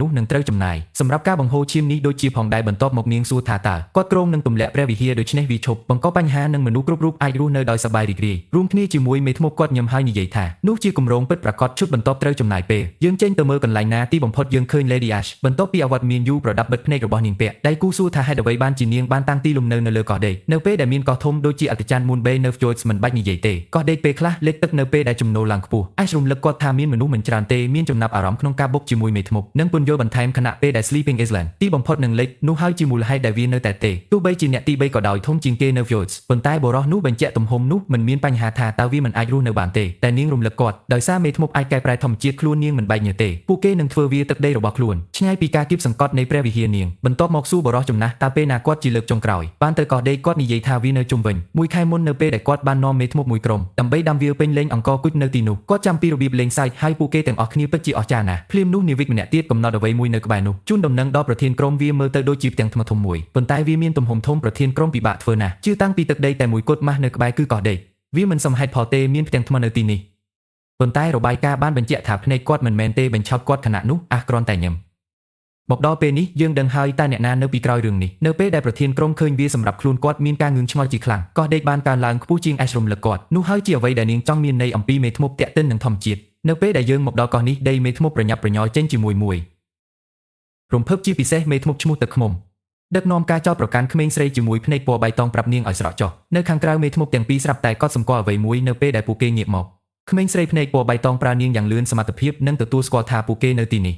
Ash ត្រឡប់មកវិញហើយម្ដងកប៉ាល់ទៅដល់ច្រាំងបងស្រី Molly គឺជាដំបងដើម្បីជម្រាបសួរ Lady Ash ហើយស្ត្រីរបស់យើងភ្លាមផ្ដល់ឲ្យក្មេងស្រីតូចលាបលើក្បាលសម្រាប់នាងភាពគួរសមទន្ទឹមនឹងនោះសេឡូយ៉ាកភ្ញាក់ផ្អើលនឹងកន្លែងនេះពេលដែលរុនរកបានប្រែទៅជាឋានសួគ៌បន្ទាប់មក Molly បង្ហាញពួកគេមិនបានលើកកោះទេទោះជាគាត់បានគិតពួកគេគ្រាន់តែតម្រង់ជញ្ជាំងជុំវិញកោះដេកក៏បែរទៅក្មេងតូចក្មេងស្រីហើយសួរថាតើនាងអាចជួយដឹកទំនិញខ្លះក្មេងស្រីរំភើបហើយទឹករបស់នាងប្លប់ដែលយកប្រអប់ភ្លាមហើយចាប់ផ្ដើមដើរជាមួយអ្នកផ្សេងចាក់ផ្ដល់ម្រាមដៃកណ្ដាលដល់ដៃគូភ័យរបស់គាត់តែខ្លាចមេធ្មប់រំលឹកពួកគេទោះបីជាពួកគេរួមបញ្ចូលកម្លាំងរបស់ខ្លួនក៏ដោយពួកគេមិនអាចប្រៀបធៀបជាមួយ Molly តូចបានទេផ្លុំទឹកពួកគេអញ្ជើញ Molly ឲ្យចូលរួមជាមួយពួកគេប៉ុន្តែក្មេងស្រីតូចបដិសេធដោយត្រង់បន្ទាប់ពីទីបំផុតឈានដល់បេះដូងនៃកោះ Ash មានអារម្មណ៍ដូចជានាងត្រឡប់មកផ្ទះវិញជាចុងក្រោយប្រធានក្រុមក៏មានទាំងស្រុងដែរភ្ញាក់ផ្អើលពេលឃើញការផ្លាស់ប្ដូរនេះគាត់មិនអាចជឿថាពួកគេមានបានប្រែក្លាយកោះនេះទៅជាបន្ទាយនៅខាងក្នុងកន្លែងមិនមែនទេជន់លេខសំបីតែក្នុងអំឡុងពេលខ្ពស់ជំនោនិងប្រធានក្រុមប្រកាសណាស់ថាពួកគេរស់នៅក្រោមកម្រិតទឹកសមុទ្រឥឡូវនេះគាត់ចង្អុលបង្ហាញចុះពីមួយនៅលើបាតសមុទ្រនិងមួយទៀតនៅផ្ទៃទឹកគាត់សួរថាតើទាំងពីរអាចប្រើបានឬអត់ហើយ Molly ងក់ក្បាលដោយនិយាយផ្ទៃមួយដំណើរការកំឡុងពេលមានចំណូលខ្ពស់ខណៈពេលដែលទឹកលិចគឺសម្រាប់ចំណូលទាបដោយវិធីនេះពួកគេអាចចោទប៉ាល់ណាមួយក៏បានចំណូលខណៈពេលដែល Ash កោតសរសើរកន្លែងនោះ ម៉ូលីធ្វើកាយវិការឆ្ពោះទៅរកខាងជើងនិងចង្អុលបង្ហាញវិមានរបស់ Lady Telly ពួកគេសម្រេចចិត្តបែកគ្នាតាំងពីពេលនោះមកមានទំនិញជាច្រើនទៀតដើម្បីលើកចេញពីក្បាលម៉ូលីប្រាប់អ្នកចាស់របស់នាងដើរលើក្បាលតែម្នាក់ឯងដោយទឹកមុខពេញដោយការសរសើរម៉ូលីញឹមម្ដងទៀតទន្ទឹមនឹងនេះនៅក្នុងទីធ្លាប្រាសាទនរណាម្នាក់កំពុងហ្វឹកហាត់វេទមន្តនាងពិតជាជំនាញណាស់សមត្ថភាពប្រយុទ្ធនឹងវេទមន្តរបស់នាងមើលទៅត្រង់គួរឲ្យភ័យខ្លាចនិងមិនកុហកម្ដងនាងឈរស្ងៀមបន្ទាប់ពីការស្ទាត់របស់នាងអាចលួចលាក់នៅពីក្រោយនឹងគ្របភ្នែកមិត្តរបស់នាងជាមួយដៃរបស់នាងក្មេងស្រីទទួលបានខឹងនឹងការលួចលាក់របស់ Ash ផ្លាស់ទីហើយនេះក្មេងស្រីគឺគ្មាននរណាក្រៅពី Telly Wimbledon ខ្លួនឯងស្ត្រីទាំងពីរស្វាគមន៍គ្នាដោយភាពកក់ក្ដៅស្វាគមន៍មកកាន់ផ្ទះនឹងក្តីដៃដូចជាពួកគេកំពុងមានស្នេហាបន្ទាប់មក Ash សួរមិត្តរបស់នាងថាតើនាងគ្រាន់តែមួយសន្ទុះរន្ទះបាញ់ឆ្ងល់ថាតើវាជាសមត្ថភាពវេទមន្តថ្មីរបស់នាង Telly បញ្ជាក់មិនមែនជាសមត្ថភាពវេទមន្តថ្មីទេតាមពិតវាមកពីថ្មវេទមន្តនាងដោះស្រោមដៃរបស់នាងហើយប្រគល់វាទៅ Ash ពន្យល់ថាថ្មបង្កើនធម៌ពលវេទមន្តនិងផលិតភាពខុសគ្នាផលប៉ះពាល់ជាអនុផលរំភើប Ash ស្លៀកភ្លាមស្រោមដៃដែលបង្កប់ដោយថ្ម Telly លើកទឹកចិត្តនាងឲ្យសាកល្បងវាណែនាំនាងឲ្យស្រមៃថាកំពុងចាក់នាងវេទមន្តចូលទៅក្នុងថ្មហើយបញ្ចេញវាតែម្ដងទៅមានអារម្មណ៍ថាថ្មមិនអាចទប់បានអំណាចវេទមន្តបន្ថែមទៀតអាចធ្វើតាមការណែនាំដោយអន្ទះសារផ្ដោតលើវេទមន្តរបស់នាងត្បូងទូយ៉ាងណាក៏ដោយការខិតខំប្រឹងប្រែងរបស់នាងត្បូងបរាជ័យក្នុងការបញ្ចេញរន្ទះ Telly ញឹមដាក់នាងការប៉ុនប៉ងគួរឲ្យស្រឡាញ់របស់មិត្តហើយលើកឡើងថាដូចជាមេធ្មប់មិនធម្មតាជាមួយសមត្ថភាពរបស់ពួកគេក្នុងការរកឃើញវេទមន្តពួកគេទាំងពីរគួរតែទាញយ៉ាងងាយបើប្រៀបធៀបនឹងបងប្អូនស្រីផ្សេងទៀតនាងលាតត្រដាងថានាងបានសាកល្បងស្រោមដៃជាមួយជាង100នាក់ប៉ុន្តែមានតែ2-3នាក់ប៉ុណ្ណោះដែលអាចចាប់បានគំនិតយ៉ាងឆាប់រហ័សនិងភ្លេចបន្ទោដោយជោគជ័យអាចសួរដោយលេងសើចប្រសិនបើ Telly កំពុងនិយាយនាងល្ងងក្មេងស្រីឆ្លើយតបដោយមោទនភាពថានាងខ្លួនឯងគូវាសនៅលើការសាកល្បងដំបូងរបស់នាងបាទ Ash មានចិត្តល្អនៃភាពល្ងងខ្លាចក្នុងការប្រៀបធៀបរំពេចនោះ Ash ភ្ញាក់ផ្អើល Telly ដោយឡងទៅកាន់នាងហើយផ្ដល់ឲ្យនាងនៅភាពផ្អែមល្ហែមស្នាមប្រេះដែលមិនបានរំពឹងទុកនៅលើបូមាត់ខ្ញុំមិនដឹងថារឿងនេះទៅណាទេប៉ុន្តែចូលយើងរមៀលវាហើយទ្រាំជាមួយខ្ញុំបន្ទាប់ពីការចែករំលែកចំណងចំណូលចិត្តថើបសម្រាប់បន្ទះ5រឹងទីបំផុតពួកគេបានដោះសោបបូមាត់របស់ពួកគេហើយអាចស្ទះ Telly លើក្បាលដោយក្តីស្រឡាញ់នោះហើយជាពេលដែលកូនតូចដោយស្ទាក់ស្ទើរធានាដល់នាងមិនល្ងងតតែសោះ Telly នៅតែ World Powering នឹងបង្ហាញថានាងប្រមូលបានក្មេងថ្មពី3នាក់ផ្សេងទៀតនៅទីនេះនីមួយមានអំណាចខុសគ្នាដែលបានឡើងដល់កម្ពូលចំណាប់អារម្មណ៍របស់នាងមិនសូវតាមទេសូមឲ្យនាងបញ្ជាក់ Telly ចាប់ផ្ដើមដោយសួរអំពីធម្មជាតិនៃវេទមន្តខ្លួនឯងពន្យល់ពីរបៀបដែលអំណាចមេធ្មប់តែងតែផ្លាស់ប្ដូរយ៉ាងទូលំទូលាយបើទោះបីជាសមត្ថភាពរបស់ពួកគេមើលទៅស្រដៀងគ្នាក៏ដោយរបៀបដែលពួកគេយល់ឃើញនិងប្រើវេទមន្តអាចជាខុសគ្នាខ្លាំងប៉ុន្តែទាំងនេះថ្មអាចកំបាំងអាចធ្វើស្តង់ដារសមត្ថភាពវេទមន្តសម្រាប់អ្នកដែលប្រើវាឧទាហរណ៍នរណាម្នាក់អាចផលិតបានដូចគ្នាប្រភេទនៃរន្ទះប្រសិនបើពួកគេបញ្ចេញវេទមន្តរបស់ពួកគេតាមរយៈថ្មនេះនាងស្មានថាអាចវេទមន្តខ្លាចជាអ្នកមានអំណាចទាំងអស់ធម្មពលហើយមេធ្មប់អាចប៉ះចូលទៅក្នុងតែមួយគត់របស់វាទម្រង់ថ្មទាំងនេះធ្វើសកម្មភាពដូច Amplifier សម្រាប់វេទមន្តធម្មពលប៉ុន្តែមិនអាចបង្កើតបានទេវេទមន្តដោយខ្លួនឯងវាមិនច្បាស់ទេថាតើពួកគេឬអត់ធម្មជាតិឬមនុស្សបង្កើតប៉ុន្តែពាក្យចាំអារាមបង្ហាញថាពួកគេយកចេញពីប្រាសាទដែលបាត់បង់ទាំងនេះគឺជាតែមួយគត់នាងត្រូវបានគេរកឃើញរហូតមកដល់ពេលនេះប៉ុន្តែនាងត្រូវបានគេអំពីមួយការបំផ្លិចបំផ្លាញបុរាណនៅក្នុងខ្យល់សមុទ្រតំបន់នៃព្រៃភាគខាងកើតនាងរមាស់ពិនិត្យមើលខ្លួនឯង Lady Ashley រឿងនោះនាងបានបើកទូកពីច្បាស់កំពុងផែទឹកនាងបានឮដែល Gorsha Wimbledon កងនាវាចោខ្មៅស្ថិតនៅលើផ្លាស់ទីឆ្ពោះទៅរកតំបន់ខ្យល់សមុទ្រដែលជាវាលស្មៅរបស់ Timothy នាងគិតថា Gorsha មានគោលបំណងដើម្បីប្រើល្បឿនរបស់នាងកងនាវាទៅបុកជំរំក្រោយរបស់ពួកគេយ៉ាងភ្ញាក់ផ្អើល Telly ស្រែកចូលបារម្ភថាប្រសិនបើពួកគេរក្សាយកវាចេញក្នុងខ្យល់សមុទ្រកន្លែងទាំងមូលអាចឡើងនៅក្នុងអណ្ដាតភ្លើងនិងព្រះវិហារអាចវិលុកភាពវឹកវរដើម្បីយកអត្ថប្រយោជន៍នាងខ្លាចនោះដោយគ្មានប្រាសាទពណ៌ប្រផេះរួបរวมក្រោមការគ្រប់គ្រងតែមួយវានឹងបញ្ចប់ដោយជាគោរដូវរងាលេបទាំងមូលដោយព្រះវិហាររំពេចនោះអាចសម្គាល់ឃើញភាពស្រដៀងគ្នាដ៏គួរឲ្យចាប់អារម្មណ៍រវាង Telly និង Volan Wimbledon ដែលធ្វើឲ្យនាងភ័យខ្លាចទាំងស្រុងនៅពេលមិត្តរបស់នាងសួរអ្វីដែលធ្វើឲ្យនាងភ្ញាក់ផ្អើល Ash ទម្លីថា Telly មើលទៅគ្រាន់បើដូចជា Volan Wimbledon ឥឡូវនេះបងស្រីដែលយកចិត្តទុកដាក់លើកឡើងពេលលើកឡើងពីបងប្រុសរបស់នាងហើយនាងចាប់ផ្ដើមភ្លាមទើបប្រសិនបើនាងបានជួប Roland ក៏សួរនាងអំពីដំណើររបស់នាងទៅតំបន់ភាគខាងលិចនៅពេលដែល Lady Ash កំពុងព័ត៌មានលម្អិតនៃដំណើររបស់នាង Telly ភ្លាមអះអាងថាបុគ្គលនោះ Ash សមិនមែនជា Volan Wimbledon ទៀតទេគាត់ត្រូវបានជំនួសដោយអ្នកផ្សេងដោយទឹកមុខធ្ងន់នាងណែនាំបែបនេះប្រសិនបើ Volan កំពុងប្រមូលផ្ដុំមេធ្មប់ជាច្រើនទាំងមេធ្មប់កំពុងគ្រប់គ្រងគាត់ឬម្នាក់ក្នុងចំណោមពួកគេបានយករូបរាងរបស់គាត់ធ្វើពុតជាគាត់នាងអះអាងថាចំណេះដឹងនិងបញ្ញាគាត់ការបង្ហាញមិនអាចមានមកពីតុលាការអ្នកណែនាំ Telly បង្ហាញថាប្អូនប្រុសរបស់នាងតែងតែគួរឲ្យខ្លាចក្នុងការនិយាយកុហកដូច្នេះវាមិនអាចទៅរួចទេសម្រាប់ដើម្បីលាក់ធម្មជាតិពិតរបស់គាត់មនុស្សបច្ចុប្បន្នមិនអាចជាមនុស្សល្ងងរបស់នាងទេរំខានបងប្រុសប៉ុន្តែនៅតែជាបងប្រុសរបស់នាងគាត់ប្រហែលជាតិចបំផុតមានបញ្ហាក្នុងចំណោមពួកគេបងប្អូនប្រុសស្រីហើយបង្ហាញពីនាងមានបំណងចង់តាក់ទងគាត់ Ash លើកឡើង Maggie នៅពីក្រោយប៉ុន្តែនឹងមកដល់នៅចុងខែជាមួយនឹងព័ត៌មានពី Boyerton ខណៈពេលដែលពួកគេមានរងចាំ Maggie Telly ណែនាំពួកគេចាប់ផ្ដើមការសម្អាតរបស់ពួកគេផែនការនាងប្រាប់ Ash ថាគេនឹងជូតសម្អាតយកស្អាតនៃណាមួយឥទ្ធិពលនៃសាសនាចក្រការបង្កើតវាជាកន្លែងសុវត្ថិភាពសម្រាប់មេធ្មប់ Ash ចាប់យកដោយ ដោយលេងដៃរបស់មិត្តនាងថើបនឹងសន្យាថានឹងធ្វើឲ្យបំណងប្រាថ្នារបស់ម្ចាស់កត្រីរបស់នាងកើតឡើងជុតបន្ទាប់បង្ហាញពីនារីដ៏ស្រស់ស្អាតរបស់យើងសរសើរខ្លួនឯងនៅក្នុងកញ្ចក់ដែលទើបបង្កើតថ្មីអ្នកផ្សេងទៀតក៏រំភើបដែរអំពីវាផ្ដល់ឲ្យទាំងអស់ផ្ដល់កិត្តិយសដល់សារីយ៉ាបានបង្កើតថ្នាំកូដជាមួយលក្ខណៈសម្បត្តិបារ៉ូទ័រធ្វើឲ្យគ្រីស្ដាល់នេះច្បាស់កញ្ចក់ដែលឆ្លុះបញ្ចាំងយ៉ាងល្អឥតខ្ចោះប៉ុន្តែ Lady Lily តែងតែមានទំនុកចិត្តគ្រវីក្បាលដោយនិយាយថានាងនឿយហត់ឃើញស្ត្រីជានិច្ចទាញទៅប្រភេទទាំងនេះនោះជាគ្នាទៅវិញទៅមកបងស្រីរំលឹកនាងក៏ជាមនុស្សស្រីដែល Lily ដកដង្ហើមធំហើយសារភាពថានាងជាប៉ុន្តែនាងចង្អុលបង្ហាញនាងកង្វះមនុស្សជាតិផ្ទាល់ខ្លួនអាវុធដ៏ធំបំផុតដោយកាយវិការ Wendy ដែលកំពុងឈរនៅក្បែរនោះទីបំផុត Hummingbird យល់ពីអ្វីដែលនាងមិត្តកំពុងនិយាយអំពីជាពិសេសបន្ទាប់ពីបានឃើញដើមទ្រូងរៀបស្មារបស់នាងខណៈពេលដែលនាងលាក់ខ្លួន Lily នាងបង្ហាញពីបំណងប្រាថ្នាចង់មានអ្នកប្រមាញ់របស់នាងធំដូចបងស្រី Venice ទន្ទឹមនឹងនោះយើងក៏ឃើញអាណាហើយព្រះអង្គម្ចាស់នៅជាមួយគ្នាម្ដងទៀតលើកនេះកំពុងប្រើមីក្រូទស្សន៍នេះព្រះអង្គម្ចាស់លើកទឹកចិត្តអាណាឲ្យសាកល្បងខណៈពេលដែលអេណាចូលទៅក្នុងមីក្រូទស្សន៍នាងជាដំបូងភ្ញាក់ផ្អើលពេលឃើញអ្វីមួយផ្លាស់ទីក្នុងទឹកនឹងការមើលកាន់តែចិត្តបង្ហាញកំហុសតូចជាច្រើនហើយទឹកជុំវិញអ្នកផ្សេងទៀតប្រមូលផ្ដុំនៅជុំវិញភ្ញាក់ផ្អើលដូចគ្នាពេលឃើញអ្វីដែលកំពុងកើតឡើងម្យ៉ាងវិញទៀត Maggie រន្ធត់ណាស់ហើយប្រកាសថានាងនឹងមិនផឹកទឹកប្រសិនបើវាមានន័យការប្រើប្រាស់ទាំងនោះកំហុសដ៏គួរឲ្យភ័យខ្លាចដែលនាងទើបតែបានឃើញសំណួររបស់ Lady Romu ប្រសិនបើសត្វទាំងនេះពិតព្រះអង្គម្ចាស់ដើម្បីជ្រមុជចូលទៅក្នុង Nerdy មួយការពន្យល់អំពីការតវ៉ាឬសារពាង្គកាយឯកតាគាត់ពន្យល់ថាពួកគេជាសត្វមានជីវិតហើយមានសម្ប័យតែតូចជាងដូចជាបាក់តេរីនិងមេរោគដែលមាននៅក្នុងទឹកផងដែរទន្ទឹមនឹងនេះ Nightingale ដែលជានរណាតែងតែដាក់ថ្នាក់វិទ្យាសាស្ត្ររបស់នាងចាប់ផ្ដើមផឹកដូចគ្នាទៅកខ្វក់នាងស្ដោះវាចេញភ្លាមនៅពេលនរណាម្នាក់ស្រែកថាពួកគេពិតជាកំពុងលេបសត្វល្អិតមួយក្រុមពេលកំពុងផឹកក្នុងនាមជាបងស្រី Lily ឆ្លងកាត់មីក្រូទស្សន៍នាងចង់ដឹងចង់ឃើញពីកន្លែងណាព្រះអង្គម្ចាស់កំពុងប្រមូលការពិតដ៏ចម្លែកទាំងអស់នេះជាមួយនឹងសមត្ថភាពរបស់នាងក្នុងការរក្សាអាហារស្រស់នាងគិតថាវាអាចធ្វើការលើទឹកផងដែរប៉ុន្តែនៅពេលនាងសាកល្បងវាបានវេទមន្តរបស់នាងទៅជាហើយ Conjuring ឡើង Microorganisms ពីណាចាប់ផ្ដើមវាចុះនៅលើអ្វីគ្រប់យ៉ាងនៅក្នុងទឹកគុណដូចឈួត Nightingale មើលឃើញ Liliesវេទមន្តធ្វើសកម្មភាពប៉ុន្តែមុនពេលនាងអាចនិយាយអ្វីបានវេទមន្តរបស់ Lily ទាញភាពតក់ស្លុតប្រមូលផ្ដុំចូលទៅក្នុងភ្លុកដែលបង្កើតជាសត្វចម្លែកនេះព្រះអង្គម្ចាស់សម្លឹងមើលតាមរយៈមីក្រូទស្សន៍នឹងឃើញអ្វីដែលស្រដៀងនឹងមេរោគទាំងនេះជំរាបសួរ Lily នៃមនុស្សទាំងអស់គ្រប់គ្នាអបអរសាទរ Lily សម្រាប់ការឡើងកម្រិតដល់មេធ្មប់ដែលបានវិវត្តទី3នៅក្នុងនាវិករបស់ពួកគេក្មេងស្រីនេះឡើងក្រហមនឹងសារភាពដោយស្ទាក់ស្ទើរនាងគិតថានាងប្រហែលជាយល់ផងដែរទ្រឹស្ដីបាល់តូចមួយដើម្បីវិវត្តសមត្ថភាពរបស់នាងហើយវាពិតជាដំណើរការទោះយ៉ាងណាក៏ដោយនាងនៅតែមិនអាចរុំបានក្បាលរបស់នាងជុំវិញគំនិតនោះអ្វីគ្រប់យ៉ាងនៅក្នុងពិភពលោកត្រូវបានបង្កើតឡើងដោយបាល់តូចនៅក្នុងភ្នែករបស់នាងប្រសិនបើដែកឬថ្មត្រូវបានធ្វើពីតូចបើពួកគេគ្រាន់តែរីប៉ាយចូលទៅក្នុងគំនរធូលីនាងចាប់អារម្មណ៍ថាទឹកត្រូវបានបន្សុទ្ធដោយសត្វល្អិតតូចLily បានកោះហៅព្រះអង្គម្ចាស់និយាយបន្ទាប់ជំហានគឺជាការសាកល្បងបុគ្គលមានតែវិធីនេះទេដែលពួកគេអាចបញ្ជាក់ពីរបៀបសមត្ថភាពវិវត្តរបស់ Lily ពិតជាមានប្រសិទ្ធភាពមែនគាត់ចង់ឃើញពីរបៀបអនុវត្តតាមពេលវេលានឹងតើវាមានប្រតិកម្មយ៉ាងណាចំពោះថ្មដទេវភាពនៃការជំនុំជម្រះប្រសិនបើវាដំណើរការវាអាចជាជំហានដ៏ធំឆ្ពោះទៅព្រំដែនទីក្រុងអភិវឌ្ឍវិទ្យាសាស្ត្របន្ទាប់ពី3ថ្ងៃសាកល្បងសមត្ថភាពរបស់នាងព្រះអង្គម្ចាស់តម្រៀបសត្វល្អិតពណ៌ស្វាយ Lily បានកោះហៅចូលក្រុមសំខាន់ពីរឪពុកម្ដាយនិងអ្នកចម្លងនាងបានរកឃើញថាឪពុកម្ដាយ Microorganisms បឋមដែលលេចឡើងដំបូងនៅពេលនាងប្រើវេទមន្តរបស់នាងអំណាចដរាបណា Lily រក្ស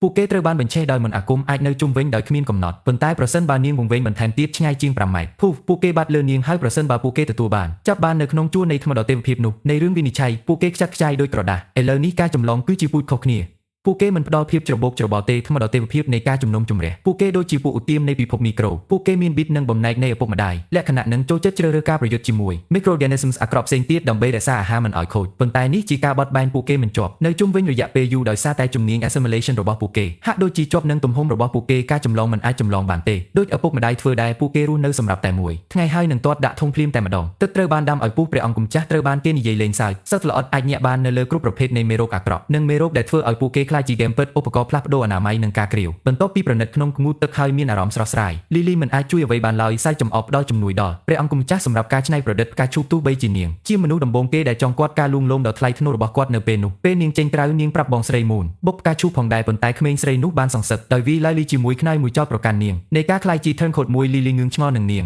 ការវាប្រហារភ្លាមរបស់មិត្តជំរុញឲ្យព្រះច័ន្ទរំលឹកនាងអំពីរបៀបដែលនាងចំអកឲ្យបាល់តូចទ្រឹស្ដីនៅតែអភិវឌ្ឍសមត្ថភាពថ្មី Lily ដកដង្ហើមធំហើយបោះវាចោលខ្នើយត្រឡប់មកវិញដោយពន្យល់ថានាងការវិវត្តបានធ្លាក់ចុះដើម្បីធ្វើជាមួយបាល់តូចសូម្បីតែព្រះអង្គម្ចាស់ក៏បាននិយាយថាអ្នកមិនធ្វើត្រូវតែទិញចូលទៅក្នុងវាដើម្បីវិវត្តព្រះច័ន្ទបំភ្លឺជាមួយធូស្បាយសួរថាម៉េចនាងគួរតែធ្វើយល់ពីសមត្ថភាពខ្លួនឯងជាពិសេសចាប់តាំងពីដែនម៉ាញ៉េទិករបស់នាងអំណាចគឺមើលមិនឃើញនឹងអរូបី Lily ក្រវីក្បាលដោយទទួលស្គាល់ថានាងជាគ្មានតម្រុយផងដែរនាងគ្រាន់តែដឹងអ្វីដែលសមត្ថភាពរបស់នាងមើលទៅចូលចិត្តនឹងយល់គ្មានអ្វីអំពីព្រះអង្គម្ចាស់ទេការបង្រៀនអំពីបាក់តេរីនឹងដូចជាគ្រាន់តែគិតអំពីវាធ្វើឲ្យនាងជឿក្បាលព្រះអង្គម្ចាស់អាចសរសេរផងដែរសៀវភៅសិក្សាទាំងមូលរបស់នាងមុនប្រាប់នាងឲ្យឈប់ត្អូញត្អែតាំងពីនាងមកបានវិវត្តរួច ចហើយនាងខ្លាចថាប្រសិនបើរឿងបន្តក្នុងអត្រានេះបន្ទាប់មកនាងនឹងមិនជួយទេដល់ព្រះអង្គម្ចាស់លីលីញឹមនឹងសម្ងាត់ប្រាប់នាងឲ្យយកតែមួយងូតទឹកដើម្បីស្វែងយល់ពីសមត្ថភាពរបស់នាងច្រឡំមួនមិនដឹងថាមិត្តរបស់នាងជាអ្វីទេមានន័យថាលីលីបញ្ជាក់ប្រាប់នាងគួរតែងូតទឹកជាមួយអាណាធ្វើឲ្យព្រះច័ន្ទកាន់តែអាម៉ាស់មិនយូរប៉ុន្មានយើងឃើញក្បាលពណ៌ខៀវទីបំផុតបញ្ចប់ការងូតទឹកជាមួយអាណានាងនៅតែខ្មាស់អៀននឹងសុំទោសដល់ចាស់របស់នាងតែប៉ុណ្ណោះអាចសួរនាងបានខណៈពេលដែលងូតទឹកផ្ដល់ឲ្យរបៀបអាណារវល់ជាធម្មតានេះតែចាស់សួរនាងថាម៉េចក្មេងចង់និយាយអំពីនឹងចង្អុលបង្ហាញពីរបៀបអ្នកគ្រប់គ្នាសពថ្ងៃនេះរួមទាំងម៉ៃជីផងដែរដែលទើបតែបានចូលរួមកំពុងតែសិក្សាយ៉ាងអន្ទះសារព្រះច័ន្ទមានអារម្មណ៍ថាមិនគ្រប់គ្រាន់ទេបើប្រៀបធៀបចំពោះការខិតខំរបស់អ្នកដទៃតែថ្នាក់ខ្ពស់ធានាដល់នាងថាមនុស្សគ្រប់គ្នាធ្វើការយ៉ាងលំបាកតាមរបៀបរបស់ពួកគេដោយសង្កត់ធ្ងន់ថាមេធ្នប់ត្រូវបានឧទ្ទិសដល់ការយល់ដឹងអំពីខ្លួនឯងសមត្ថភាពរបស់ពួកគេនិងផ្លូវអនាគតរបស់ពួកគេឯណែចែករំលែកពីរបៀបដែលព្រះអង្គម្ចាស់ជួយណែនាំនាងបង្ហាញសមត្ថភាពរបស់នាងមិនគ្រាន់តែសម្រាប់គោលបំណងអាក្រក់ប៉ុណ្ណោះទេប៉ុន្តែអាចមានប្រយោជន៍ផងដែរដែលនាំទៅដល់ការវិវត្តរបស់នាងនាងទូនមានកូនចៅគុំបង្ខំខ្លួនប៉ុន្តែដើម្បីបន្តរៀនតាមល្បឿនផ្ទាល់ខ្លួនរបស់នាងដឹងថានាងនឹងរីកចម្រើនដោយធម្មជាតិបន្ទាប់ពីការសន្ទនាដ៏ធ្ងន់ធ្ងររបស់ពួកគេអាណាចាប់ផ្ដើមជូតសាប៊ូកក់សក់ចូលទៅក្នុងក្បាលរបស់ព្រះច័ន្ទទុកឲ្យព្រះច័ន្ទមានអារម្មណ៍ទាំងស្រុងខ្មាស់អៀននិងឆ្គងជាពិសេសចាប់តាំងពីពួកគេមិនដែលឃើញសាប៊ូកក់សក់ទេពីមុនក្នុងការប៉ុនប៉ងបដិវត្តព្រះច័ន្ទសម្រេចចិត្តជូតក្នុងរបស់អាណាផងដែរវាហាក់ដូចជា Lady ឧសភាមានការចាប់អារម្មណ៍យ៉ាងខ្លាំងសាប៊ូក្លិននៅក្នុងទីក្រុងហើយផ្នែក Carter ពន្យល់ថាវាជារបស់ដែលពេញនិយមប្រើដោយមនុស្សគ្រប់គ្នានៅក្នុងប្រាសាទគាត់សរសើរវាសមត្ថភាពក្នុងការយកប្រេងចេញហើយទុកឲ្យស្រស់ស្រាយក្លិនផ្កាកុលាប Lady May សម្រេចចិត្តធំក្លិនសាប៊ូខ្លួនឯងហើយរីករាយភ្ញាក់ផ្អើលជាមួយនឹងក្លិនក្រអូបរបស់វានាងងឿងឆ្ងល់នឹងរបៀបបែបនេះសាប៊ូធំក្លិនក្រអូបអាចដូច្នេះបានមានតម្លៃសមរម្យបើធៀបនឹងទឹកអប់ថ្លៃនៅទីក្រុងស្ដេចលោក Carter បង្ហាញថាពួកគេមានគ្រប់គ្រងដើម្បីធ្វើឲ្យវាកាន់តែច្រើនសន្សំសំចៃដោយប្រើសម្ភារៈផ្សេងគ្នាជំនួសឲ្យតម្លៃខ្ពស់គាត់បន្តទិញភ្លុកសាប៊ូជាច្រើនសម្រាប់របស់នាងដែលបណ្ដាលឲ្យ Lady អាចឡើងក្រហមបន្តិចផ្នែក Carter លើកឡើងដែនកំណត់នៃរបាពីសម្រាប់មនុស្សម្នាក់ប៉ុន្តែផ្ដល់ជូនសួរព្រះអង្គម្ចាស់បន្ថែមទៀតប្រសិនបើចាំបាច់បន្ទាប់ពីទទួលបានដុំសាប៊ូ Lady May មើលទៅស្រឡាងកាំងបន្តិចប៉ុន្តែនៅទីបំផុតញឹមហើយទទួលយកពួកគេដោយក្តីរីករាយ Lady May គឺជ្រៅនៅក្នុងគំនិតខណៈពេលដែល Carter គឺចេញទៅរើសអំណោយសម្រាប់នាងកំពុងស្រវាំងអតីតកាលរបស់នាងនៅក្នុងបទចម្រៀងវែងបន្ទាយដែលជាកន្លែងដែលនាងទទួលស្គាល់និងចង់បាននៅក្នុងរោងកុនរបស់ពួកគេប៉ុន្តែនាងមិនអាចទ្រាំទ្រនឹងគំនិតរបស់ធ្វើការនៅទីក្រុងតូចមួយដូចជាទីក្រុងព្រំដែនដែលពោពេញទៅដោយមនុស្សនាងគិតថាមិនចេះអក្សរភ្លាមនោះ Carter ត្រឡប់មកវិញជាមួយនឹងអំណោយហើយពេលនាងបើកវាមានការភ្ញាក់ផ្អើលកញ្ចក់ដែលបង្ហាញពីការឆ្លុះបញ្ចាំងរបស់នាងបង្ហាញនាងពីរបៀបស្រស់ស្អាតនាងមើលទៅសូម្បីតែ Carter ក៏សរសើរនាងដែរសម្រាប់ពីដំណាក់កាលចុងក្រោយរបស់នាងដំណើរការនឹងរលូនសួរថាតើនាងចង់ដើរលេងបន្ថែមទៀតទេហាក់បីដូចជាក្បាលរបស់ Carter នៅលើ Heels និងអ្នកណាដឹងប្រហែលជានាងមានអារម្មណ៍ដូចគ្នានៅល្ងាចនោះបន្ទាប់ពីពេលវេលារីករាយរបស់ពួកគេជាមួយគ្នា Lady May អង្គុយចុះក្រោមដើម្បីសរសេរសម្បត្តិទៅឯកអគ្គរដ្ឋទូត Petro ក្នុងវានាងពន្យល់ថានាងនឹងមិនត្រូវត្រឡប់ទៅរកការគ្រប់គ្រងគ្រួសារ Honeycockle នៅរោងមហោស្រពបន្ទាយផ្ទុយទៅវិញនាងបានសម្រេចចិត្តដើម្បីបិទព្រំដែនទីក្រុងដើម្បីស្វែងយល់ឲ្យកាន់តែស៊ីជម្រៅនៅក្នុងការសិក្សារបស់នាងនិងពង្រីកការយល់ដឹងរបស់នាងនៅក្នុងនាងអាជីពជាតារាសម្ដែងហាក់ដូចជា Carter ទីបំផុតមិននៅម្នាក់ឯងទៀតទេថ្ងៃមួយទៀតវិលជុំវិញទីក្រុងព្រំដែនដែលយុគថ្មីបានរាយការណ៍ថាកងទ័ពទី2ការបណ្ដុះបណ្ដាលកំពុងដំណើរការល្អណាស់ពួកគេនឹងត្រៀមខ្លួនសម្រាប់គោលដៅអនុវត្តប្រហែល1សប្តាហ៍ក្នុងអំឡុងពេលនេះគាត់គឺជាប្រកាសថានឹងមានជាច្រើននៃការដោះលែង Flintlock សម្រាប់មនុស្សគ្រប់គ្នាទន្ទឹមនឹងនេះដែលព្រះអង្គម្ចាស់គឺទាំងស្រុងចាញ់ថាយុគថ្មីនេះជាអ្នកណាគាត់ងាកទៅរកគាត់ទីប្រឹក្សាឆ្ងល់គ្រាន់តែដើម្បីដឹងថាវាគ្មានក្រៅពី Carter Lannis Carter ខ្មាស់គេបន្តិចសារភាពថាគាត់គ្រាន់តែកាត់ពុកមាត់របស់គាត់កាលពីយប់មិញគាត់ប្រាប់គេថាគុំឲ្យលេងសើចគាត់ទៀតហើយប៉ុន្តែព្រះអង្គម្ចាស់ហើយទីប្រឹក្សារបស់គាត់មិនអាចជួយបានទេប៉ុន្តែសើចឆ្ងល់ថាដេញតាមក្មេងស្រីអាចដឹកនាំបរិះទៅនឹងវិធានការធ្ងន់ធ្ងរបែបនេះត្រឡប់ទៅអាជីវកម្មវិញព្រះអង្គម្ចាស់ធានាដល់អ្នករាល់គ្នានឹងទទួលបានគ្រាប់កាំភ្លើងគ្រប់គ្រាន់សម្រាប់ការបណ្ដុះបណ្ដាលនិងប្រាប់យប់ដើម្បីឲ្យមានអតិថិជនពីការត្រួតពិនិត្យកងទ័ពដំបូងពេលព្រះអង្គម្ចាស់គង់បានធ្វើការផ្ដល់ទីប្រឹក្សារបស់គាត់បញ្ជីនៃភារកិច្ចយប់ណែនាំថាពួកគេអាចធ្វើបានលុយល្អលក់ទឹកអប់ដែលពួកគេប្រើអំពើព្រោះគាត់បាននឿថាវាខ្ពស់តម្លៃនៅ King City ភ្នែករបស់ព្រះអង្គម្ចាស់ភ្លឺឡើងជាមួយនឹងការរំពឹងទុកនៃប្រាក់ចំណេញដោយមើលឃើញថាវាជាឱកាសដ៏អស្ចារ្យដើម្បីរក្សាទុកសាច់ប្រាក់ខ្លាញ់មួយចំនួនទីប្រឹក្សានៅតែឈរនៅក្បែរនោះបន្ថែមថាទឹកអប់គឺ King City Alchemy អាចកំបាំងកម្ពុជារបស់សមាគមផលិតផលដែលមានតែនៅជុំវិញ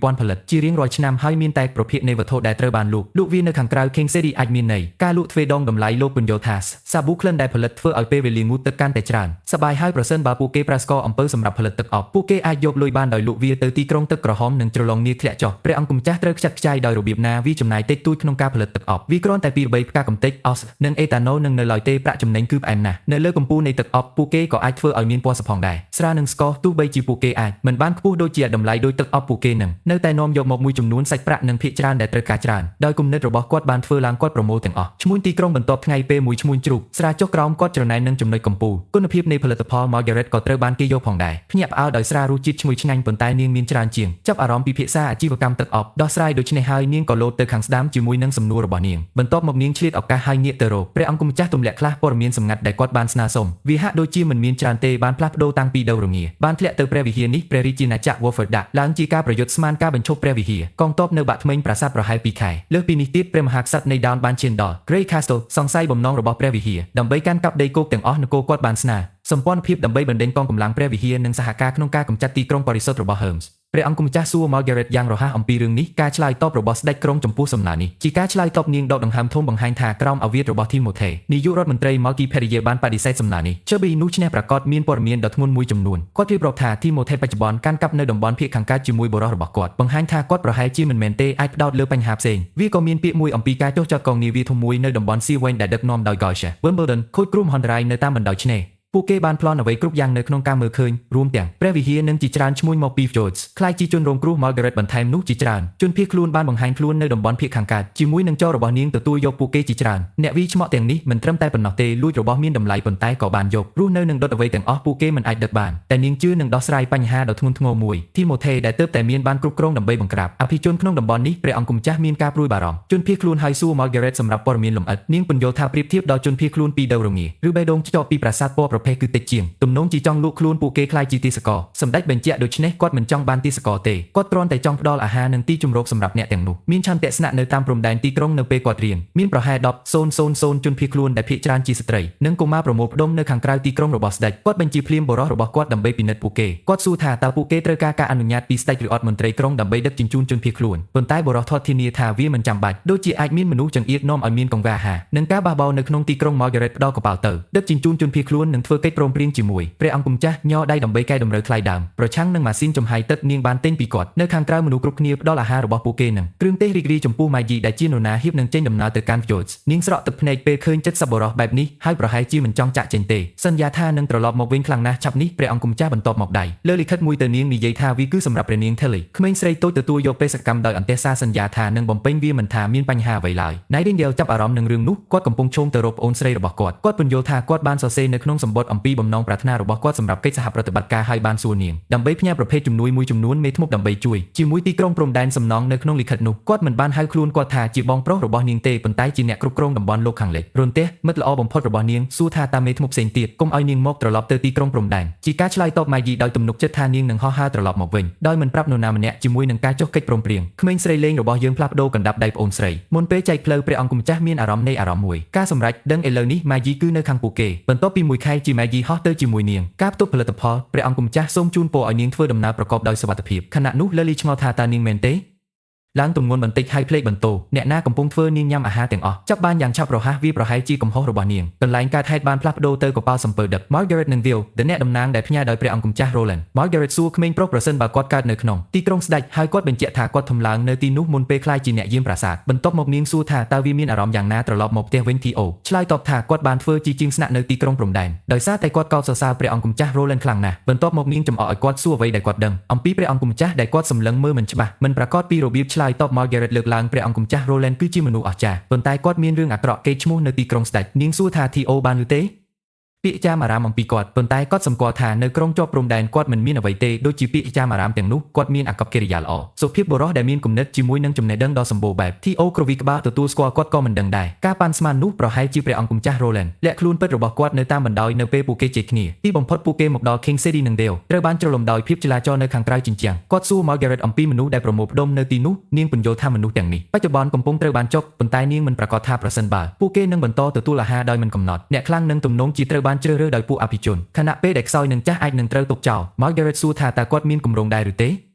ប្រើបុរសរបស់គាត់ដើម្បីផ្សព្វផ្សាយនិងជ្រើសរើសមនុស្សប៉ុន្តែគាត់ពន្យល់ថាវានឹងមិនមានប្រសិទ្ធភាពនិងតាក់ទាញការយកចិត្តទុកដាក់ច្រើនពេកផ្ទុយទៅវិញគាត់ស្នើនាងយកបុរសរបស់គាត់ទៅជាមួយហើយបង្ហាញថាគាត់មានរួចហើយបានរកឃើញផែនការមួយដើម្បីសម្រេចកិច្ចការទាំងឡាយឬដោះស្រាយជាមួយការរំខានមន្ត្រីឬជួលមនុស្សត្រូវបានគេស្គាល់ថាជាសត្វកណ្ដុរដើម្បីដោះស្រាយវាពេលនៅម្នាក់ឯងគាត់លាតត្រដាងដល់យើងថាកាលពីអតីតកាលនៅពេលដែលគាត់បានចូលរួមជាមួយអ្នកយាមប្រាសាទគាត់ធ្លាប់ជាផ្នែកនៃក្រុមល្បាតទទួលខុសត្រូវចំពោះម្លប់ភារកិច្ចបានបន្តទៅមួយអង្គការក្រោមដីហៅថាកណ្ដុរទាំងនេះកណ្ដុរធ្វើការងាររកខ្វក់ទាំងអស់នៃព្រះរាជាណាចក្រ ទៅរក្សាអ្វីឲ្យមានតុល្យភាពគាត់ព្រមនឹងចូលទៅចិត្តពួកគេតាមរយៈឈ្មោះកណ្ដាលដើម្បីមើលប្រសិនបើពួកគេនឹងទទួលយកការងារនៅពេលគាត់ដែលគាត់កត់សម្គាល់ឃើញក្មេងស្រីខ្លះជួរប៉ុន្តែមិនយូរប៉ុន្មានក៏ទៅដល់ឈ្មោះកណ្ដាលដែលភ្ជាប់គាត់ជាមួយកណ្ដុរឈ្មោះកណ្ដាលណែនាំđiềuដល់ក្រុមដែលរួមមានយុវជនក្មេងស្រីនិងនរណាម្នាក់ដែលមានឈ្មោះថា Fox TO មានការភ្ញាក់ផ្អើលឃើញនរណាម្នាក់ពីគ្រួសារដែលគោរពចូលរួមនៅក្នុងសកម្មភាពស្រមោលបែបនេះឈ្មោះកណ្ដាលពន្យល់ Fox បានបាត់បង់ទាំងអស់លេងល្បែងលុយលក់អ្វីគ្រប់យ៉ាងហើយរត់ទៅឆ្ងាយជាមួយអ្នកផ្សេងទៀតទុកប្រពន្ធចោល TO អង្គុយហើយទទួលបានត្រង់ចំណុចគាត់ប្រាប់ពួកគេអំពីផែនការរបស់ទីក្រុងដើម្បីកាត់បន្ថយការផ្ដល់អាហារដល់ជនភៀសខ្លួនដែលអាចនាំឲ្យមានការបះបោរលោកសង្កត់ធ្ងន់ថាការបណ្ដេញមនុស្សចេញនឹងត្រូវបានកាន់តែពិបាកប្រសិនបើភាពចលាចលកើនឡើងនៅក្នុងទីក្រុងឈ្មោះកណ្ដាលបន្ទាប់មកសួរថាតើពួកគេជាអ្វីសន្មតថាត្រូវធ្វើបន្ទាប់ TO និយាយយ៉ាងសាមញ្ញត្រូវការផ្សព្វផ្សាយដែលជាតំបន់ភៀសខាងលិចត្រូវបានទាមទារមកវិញដោយគ្មានមនុស្សរស់ន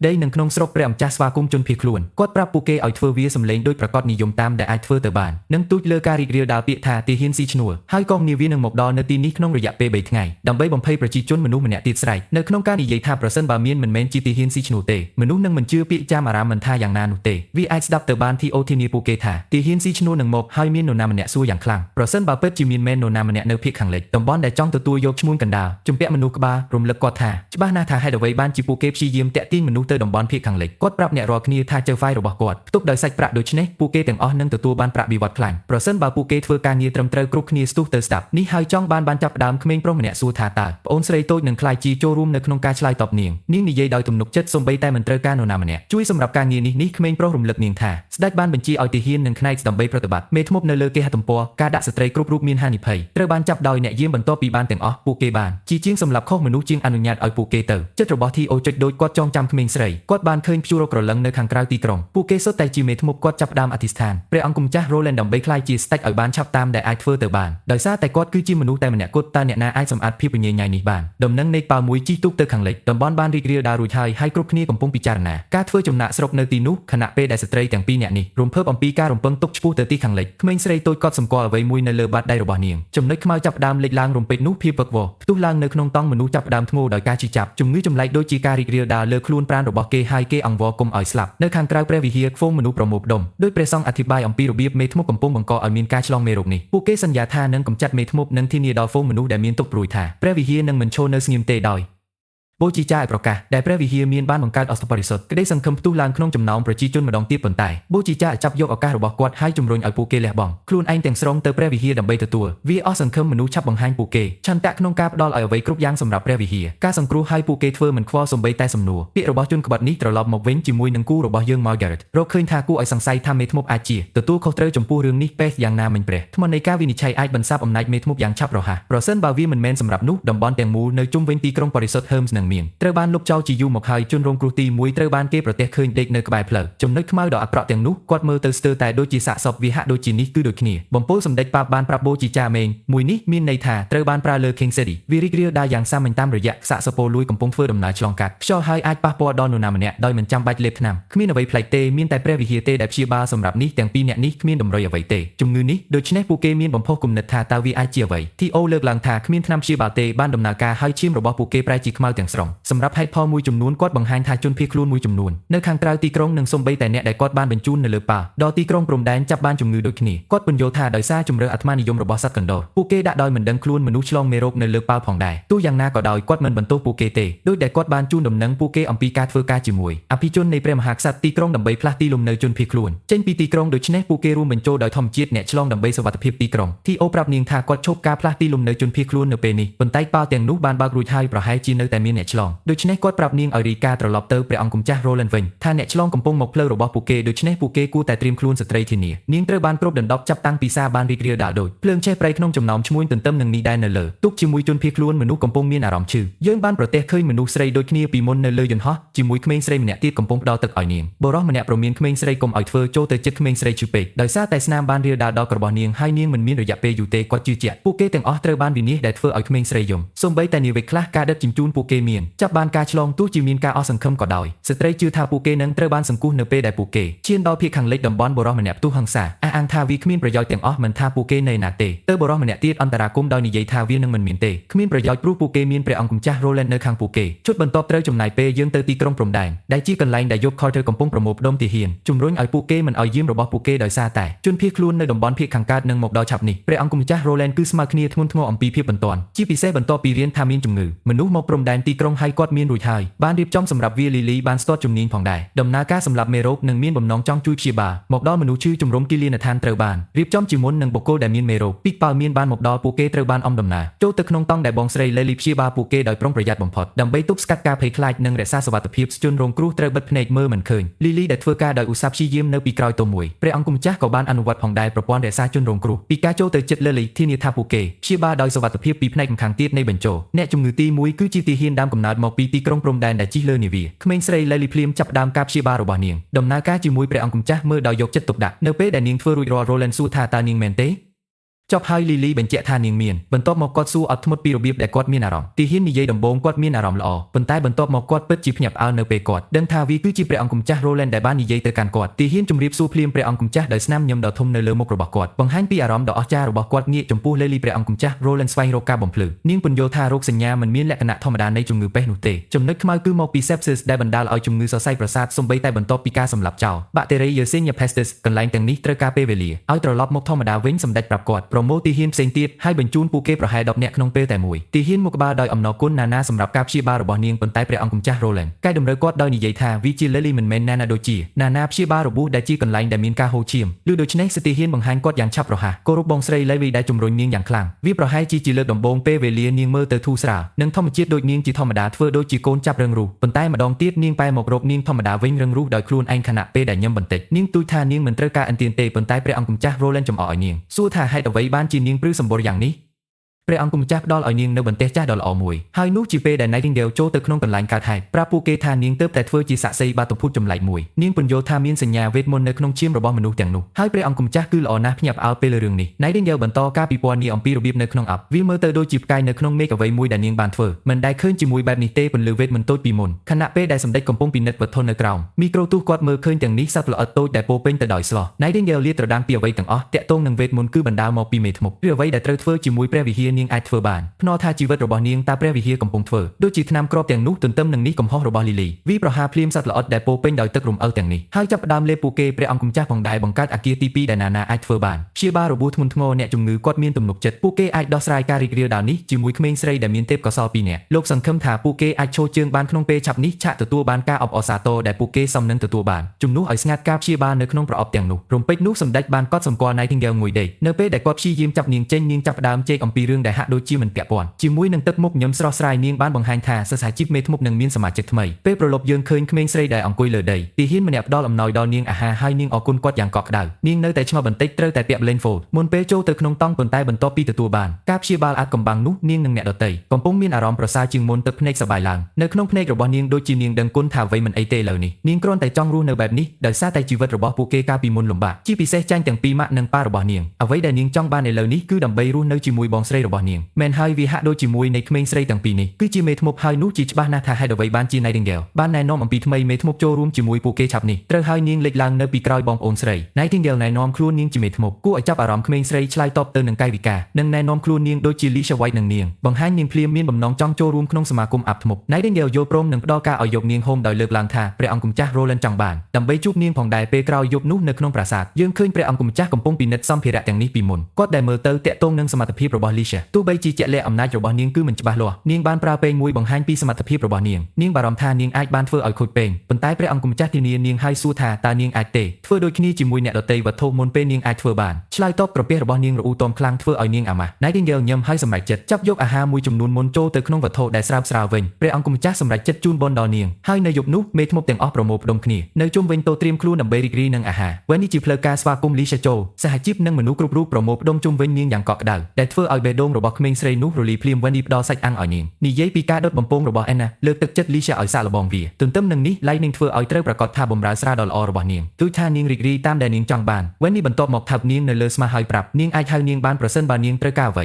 Lisha មានអារម្មណ៍យ៉ាងជ្រាលជ្រៅប៉ះដើម្បីមើលគ្រប់គ្នាដូច្នេះរស់រវើកនៅទីនេះធៀបនឹងពិភពខាងក្រៅដ៏អាក្រក់នាងមិនអាចជួយអ្វីបានក្រៅពីមានអារម្មណ៍ភាពកក់ក្ដៅដូចជានាងត្រឡប់មកផ្ទះវិញទន្ទឹមនឹងនេះយើងត្រឡប់មកវិញជាមួយបងស្រីម្នាក់ទៀតដែលទើបតែមានភ្ញាក់ពីដំណេករបស់នាង Lisha សួរភ្លាមតើនាងមានអារម្មណ៍យ៉ាងណាចំពោះកូន នតូចឆ្លើយដោយស្លូតបូតថានាងឃ្លានខ្លាំងណាស់បងស្រីធានាឲ្យនាងរងចាំនៅទីនោះដោយដែលនាងនឹងត្រឡប់មកវិញភ្លាមជាមួយត្រីដុត Nightingale បានផ្ដល់ឲ្យនាងភ្លាមនោះក្មេងស្រីដឹងថានាងមិននៅលើប៉ោលទៀតទេបងស្រីរបស់នាងពន្យល់ពួកគេបានមកដល់របស់ពួកគេទីដៅនៅភាគខាងលិចតំបន់ទីក្រុងព្រំដែនមេធ្មប់នៅក្រោមព្រះម្ចាស់ក៏បានប្រោសនាងឲ្យជាហើយនាងបង្ហាញថាពួកគេមាននៅក្នុងប្រាសាទឥឡូវនេះនាងប្រាប់បងស្រីរបស់នាងដែលគ្រប់គ្នានៅទីនេះចាត់ទុកនាងល្អណាស់មិនថាពួកគេជានរណាហើយគេមិនឃើញនាងជាមនុស្សក្រៅទេនាងថែមទាំងនិយាយថាកន្លែងនេះមានរបស់ហៅថាបន្ទប់ទឹកហើយ Nightingale គឺជាអ្នកដែលងូតទឹកឲ្យនាងខណៈពេលដែលនាងសន្លប់ខណៈពេលដែលបងស្រីរបស់នាងកំពុងញ៉ាំគឺនៅលើត្រីស្ងួតទាំងនោះបងស្រីរបស់នាងប្រាប់នាងដោយរីករាយអ្វីស្ថិតនៅក្នុងទីក្រុងព្រំដែនក្មេងតូចសួរថាតើនាងនឹងឬទេជាមួយព្រះអង្គម្ចាស់ឥឡូវនេះធ្វើការឲ្យគាត់នេះធ្វើឲ្យបងស្រីខឹងហើយនាងចាប់ផ្ដើមចាប់ក្មេងស្រីក្រីក្រទាមទារឲ្យដឹងថាអ្នកណាបង្រៀននាងរឿងនេះប្អូនស្រីកំពុកភ្លាមថាវាជាម្ដាយរបស់ពួកគ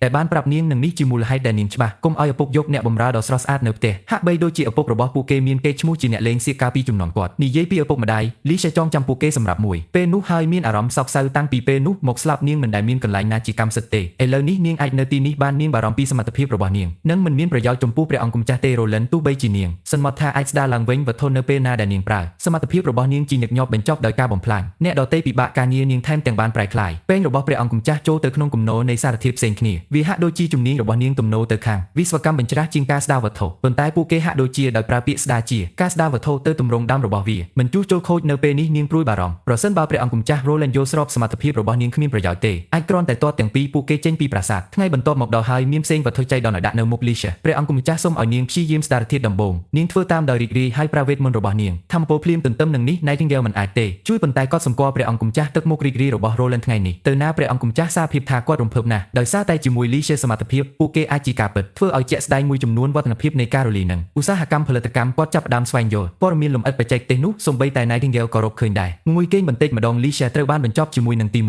វត្ថុ Roland ប្រាប់នាងដើម្បីព្យាយាមស្ដារទំពាំងបាយជូរនិងសាច់អាំងហើយគាត់និយាយលេងរំលឹកនាងឲ្យស្ដារឡើងវិញប៊ូតុងចំហាយមួយចំនួនពីមុន Nightingale លេបត្របាក់អ្វីគ្រប់យ៉ាងក្មេងស្រីសើចនឹងពាក្យចាមអារាមរបស់ពួកគេហើយលោតដើម្បីប្រើអំណាចរបស់នាងលើពួកគេផងដែរពេលធ្វើរួចនាងសារភាពនាងចេញពីទឹកវេទមន្តទាំងស្រុងទន្ទឹមនឹងនេះដែលព្រះអង្គម្ចាស់ពិនិត្យមើលលើចំហាយប៊ូតុងដែលនាងទើបតែជួសជុលឡើងគាត់ពន្យល់ថាបន្ទាប់ពីចំហុយ gluten protein ឆ្លងកាត់ខ្លះការផ្លាស់ប្ដូរដែលមិនអាចត្រឡប់វិញបាននៅក្នុងកម្រិតខ្ពស់កម្ដៅដូច្នេះសូម្បីតែអ្នកកិនវាត្រឡប់ទៅជាម្សៅវិញវានឹងមិនមានទេមានភាពរលូនដូចដែលវាត្រូវបានទោះជាយ៉ាងនេះក៏ដោយនាងបានគ្រប់គ្រងដើម្បីបង្វិលការត្រឡប់មកវិញទៅទម្រង់ដើមរបស់វាបន្ទាប់មកគាត់មើលដែកអ៊ីងកតនឹងដឹងប្រសិនបើអំណាចរបស់នាងគឺគ្រាន់តែអំពីការស្ដារឡើងវិញវាគួរតែបានប្រែទៅជារ៉ែដែកផ្ទុយទៅវិញវាបានបំបែកទៅជាដែកម្សៅនិងកាំភ្លើងមួយចំនួនទៀតហើយសម្រាប់ stick និងទំពាំងបាយជូរមិនមានការផ្លាស់ប្ដូរទេហាក់ដូចជានាងអាចនឹងតស៊ូជាមួយសរីរាង្គវត្ថុឬស្មារតីនៃសត្វមានជីវិតពីការធ្វើតេស្តទាំងនេះគាត់បានគណនាអំណាចរបស់នាងមានពីរផ្នែកទៅវាហើយវាអាស្រ័យទាំងអស់នៅលើអ្វីដែលនាងដឹង Nightingale ក៏ផ្ដល់ឲ្យផងដែរប្រដាប់ប្រដាសម្រាប់នាងគួរឲ្យចាប់អារម្មណ៍អំណាចទោះបីជានាងមិនទាន់ពេញវ័យនៅឡើយហើយមិនបានឆ្លងកាត់ការមកដល់នៃអាយុទាំងមូលសម្ដេចផ្ដល់ការងារឲ្យនាងភ្លាមកិច្ចសន្យាលំអិតអ្វីគ្រប់យ៉ាងដែលវារួមបញ្ចូល Leisure មិនចំណាយច្រើនទេយកចិត្តទុកដាក់លើភាពជាក់លាក់នាងគ្រាន់តែរំភើបស្នាក់នៅទីនេះជាមួយនាងបងស្រីទោះបីជានាងមានក៏ដោយមិនដឹងថានាងធ្វើអ្វីទេតាមពិតទៅនេះព្រះអង្គម្ចាស់ធានានាងថានាងតួនាទីនៅទីនេះមិនគ្រាន់តែអំពីសមត្ថភាពរបស់នាងមេធ្មប់សហជីពតែងតែគ្រប់គ្រងសមាជិករបស់ខ្លួនហើយគ្រប់គ្នាមានទេពកោសល្យពិសេសគាត់មានទំនុកចិត្តនាងនឹងរកកន្លែងរបស់នាងប៉ុន្មានថ្ងៃក្រោយមកពួកគេទាំងអស់នៅក្នុងក្រុមប្រឹក្សាបន្ទប់រៀបចំផែនការសម្រាប់ការប្រយុទ្ធនឹងទីក្រុងរបស់ស្ដេចគាត់ព្រមានថាវានឹងខុសពីនេះពេលវេលាព្រោះពួកគេនឹងធ្វើសង្គ្រាមនេះនៅក្នុងទឹកដីដែលមិនធ្លាប់ស្គាល់ដូច្នេះគាត់ប្រាប់អ្នករាល់គ្នាទៅជាខ្លាំងប្រុងប្រយ័ត្នគាត់ដាក់ចេញផែនទីចង្អុលទៅការ៉េក្រហមនៅកណ្ដាលតំណាងឲ្យព្រះមហាក្សត្រទីក្រុងនិងខ្សែពណ៌ខៀវតំណាងឲ្យព្រៃជីកគាត់ផ្ដល់ភារកិច្ចសំខាន់ពីរទី1ដើម្បីការពារមេធ្មប់និងព្យាបាលជនភៀសខ្លួនបន្ទាប់មកត្រឡប់មកវិញដោយសុវត្ថិភាពពួកគេទៅទីក្រុងព្រំដែនទី2ដើម្បីទប់ស្កាត់ការរីករាលដាលពីការរីករាលដាលចូលទៅក្នុងទីក្រុងរបស់ស្ដេចគាត់ពន្យល់ថាពួកគេនឹងរៀបចំរកមើលប្រកាសនៅលើខ្ពស់ចំណុចនៅខាងក្រៅទីក្រុងមើលច្រកទាហាននិងខ្លែងបន្លងខ្លួនគេជាចរទាហានស៊ីឈ្នួលដើម្បីជួយក្រុមប្រឹក្សាជនភៀសខ្លួនព្យាបាលនាវាលីលីទទួលបន្ទុកព្យាបាលអ្នកឆ្លងមនុស្សគ្រប់គ្នានឹងប្រមូលទន្លេទឹកហើយនាងនឹងសម្អាតវាដើម្បីចែកចាយដល់អ្នកជំងឺគាត់សង្កត់ធ្ងន់ពីធំវត្ថុជាដំបូងអ្នករាល់គ្នាឡើងលើនាវាត្រូវការស្រវឹងរួចហើយទឹកបរិសុទ្ធទី2កុំប្រើទឹកឆ្អិនដើម្បីធ្វើឲ្យវត្ថុបរិសុទ្ធរឿងដែលគួរឲ្យអស់សំណើចគឺខ្វក់ទឹកកាន់តែល្អដោយសារតែវិធីនោះវានឹងកាន់តែអាក្រក់ Microorganisms នោះនឹងត្រូវបានជំនួសដោយ Lily Microorganisms កំឡុងពេលដំណើរការបន្សុទ្ធលោកបង្ហាញថាការរីករាលដាលគឺបណ្ដាលមកពីព្រះវិហារនិងជំងឺបានចាប់ផ្ដើមរីករាលដាលនៅក្នុងទីក្រុងរបស់ស្ដេចព្រះវិហារអាងដើម្បីឲ្យមានការព្យាបាលប៉ុន្តែហ៊ូចិត្តបដិសេធចែកចាយវាទៅទីក្រុងអ្នកស្រុកគ្រាន់តែដោយសារតែពួកគេចង់បង្ហាញខ្លួនជាអ្នកសង្គ្រោះពេលកំពុងបោកបញ្ឆោតគ្រប់គ្នាគាត់ប្រកាសថាពួកគេនឹងធ្វើការរុះរើផងដែរការឃោសនារបស់ព្រះវិហារគាត់ជឿជាក់លើអ្វីទាំងអស់នេះនឹងដំណើរការយ៉ាងរលូន ខ្លួនពេលវេលាហើយគាត់ត្រៀមខ្លួនរួចរាល់ហើយបរិះទាំងនេះធ្លាក់ចុះសម្រាប់ការល្អវាគ្រាន់តែជាបញ្ហានៃពេលវេលាប៉ុណ្ណោះមុនពេលគាត់ទៅដល់ពួកគេទីអ៊ំដល់ទីក្រុងរបស់ Stake ហើយប្រាប់ Margaret និយាយត្រង់នោះព្រះអង្គម្ចាស់ចង់ផ្លាស់ទីជនភៀសខ្លួនឆ្លងមេរោគទាំងអស់ត្រឡប់ទៅតំបន់ភៀសខាងលិចវិញគាត់សូមឲ្យនាងផ្ដល់មួយចំនួនធំនៃនាវាសម្រាប់បន្តការដឹកជញ្ជូនជាគ្រាន់តែកងនាវា1ឬ2ដោយសារតែគាត់មានបំណងចង់មានជនភៀសខ្លួនទាំងអស់នៅព្រំដែនទីក្រុងក្នុងរយៈពេល3ថ្ងៃ Margaret ហៅវាថាគួរឲ្យអស់សំណើចសូម្បីតែពាក់កណ្ដាលនៃមនុស្សទាំងនេះស្លាប់នៅទីនេះវានៅតែមាននៅសល់យ៉ាងហោចណាស់5,000 ដឹកជញ្ជូនពួកគេទាំងអស់ជា3ថ្ងៃនឹងត្រូវការចិត្តកប៉ាល់សំពើ100នាងពន្យល់ដូច្នេះទោះបីជាពួកគេបានប្រើទាំងអស់នាវានៅក្នុងអង្គជំនុំជម្រះពាណិជ្ជកម្មវានឹងត្រូវចំណាយរាជវង្សមាសរាប់ពាន់សូម្បីតែម៉ាស៊ីនចំហុយមិនអាចគ្របដណ្ដប់បែបនោះទេការចំណាយនឹងជាពាណិជ្ជករនាងមិនមានឆន្ទៈទទួលយកការខាត់បងដ៏ធំបែបនេះជាការប្រសើរណាស់មើលទៅដូចជាព្រះអង្គម្ចាស់បានឃើញការមកដល់នេះដូច្នេះវាប្រគល់នាងសម្បត្តិពីវីរបុរសរបស់យើង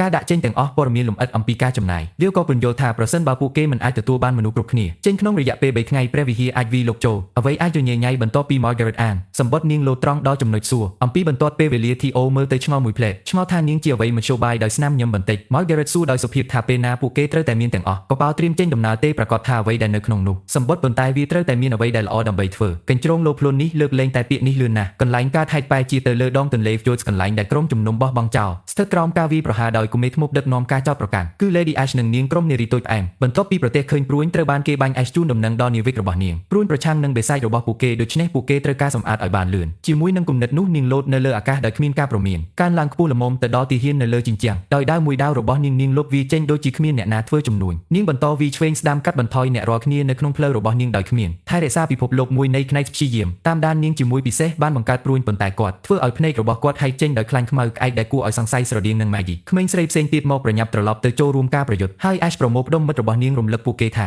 នៅពេលដែលពួកគេសម្អាតរាល់បូជីចាមកពី Fjords វានឹងមិនមាននរណាម្នាក់នៅសល់ដើម្បីចំអប់មេធ្មប់ជាមួយនឹងជំនឿគួរឲ្យអស់សំណើចរបស់ពួកគេមិនយូរប៉ុន្មាន Ash មានបានបំផ្លាញព្រះវិហារទាំងមូល10ឆ្នាំមួយរំកិលឆ្លងកាត់ដីខ្មែររបស់យើងភាពស្រស់ស្អាតគឺនៅពីមុខផ្នែកដែលបានបាត់បង់ដៃរបស់គាត់ដែលកំពុងកាន់នោះពីងគាត់ហៅនាងថាពិសាចពាក្យដែលនាងពិតជាមិនពេញចិត្តបានផ្ដល់ឲ្យព្រះវិហារធ្វើទុកបុកម្នេញលើមេធ្មប់ជាការឆ្លើយតបនាងក៏កាន់ដាវហើយកាត់គាត់ដោយមិនស្ទាក់ស្ទើរជាមួយនឹងតំបន់ឥឡូវនេះបានបញ្ជាក់ថាបានរួចពីសត្រូវមេធ្មប់ផ្សេងទៀតសួរថាតើនាងត្រូវបានជំរះចេញពីតំបន់ទាំងមូលផងដែរនាងញឹមហើយបញ្ជាក់ថាវាចប់ហើយនាងប្រកាសថាទោះជាមេប៉ុស្តិ៍ក៏ដោយនៅជុំវិញ Fjords មិនមានផ្ទះរាប់ពាន់អ្នកទេរបស់ទីហ៊ានឬសាលក្រមកងទ័ពប៉ុន្តែដោយការលុបបំបាត់ពួកគេទាំងអស់ពួកគេមានឆ្លាក់ចេញកន្លែងសម្រាប់អត្ថភាពរបស់ពួកគេហើយបានឈ្នះការប្រយុទ្ធគ្រប់គ្នាផ្ទុះឡើងចូលទៅក្នុងសុភមង្គលប្រារព្ធពិធីជ័យជំនះដែលរកបានដោយលំបាករបស់ពួកគេត្រឡប់ទៅកោះ Sleeping Island ព្រះនាង Telly គឺពិតជារំភើបចិត្តពេលបានឮដំណឹងល្អអំពីជោគជ័យការបំផ្លាញព្រះវិហារហើយនាងបង្ហាញដល់នាងមិត្តដែលព័ត៌មាននេះមានត្រូវបានបញ្ជូនរួចហើយទៅនាងដោយ Maggie អាស្មូក្បាលដោយកត់សម្គាល់ Maggie ពិតជាអាចហោះហើរបានលឿនជាងកប៉ាល់អាចបើកបាននាងបន្ទាប់មកសួរថា Maggie នៅឯណាឥឡូវនេះគឺព្រះអង្គម្ចាស់ Telly បង្ហាញថានាងជា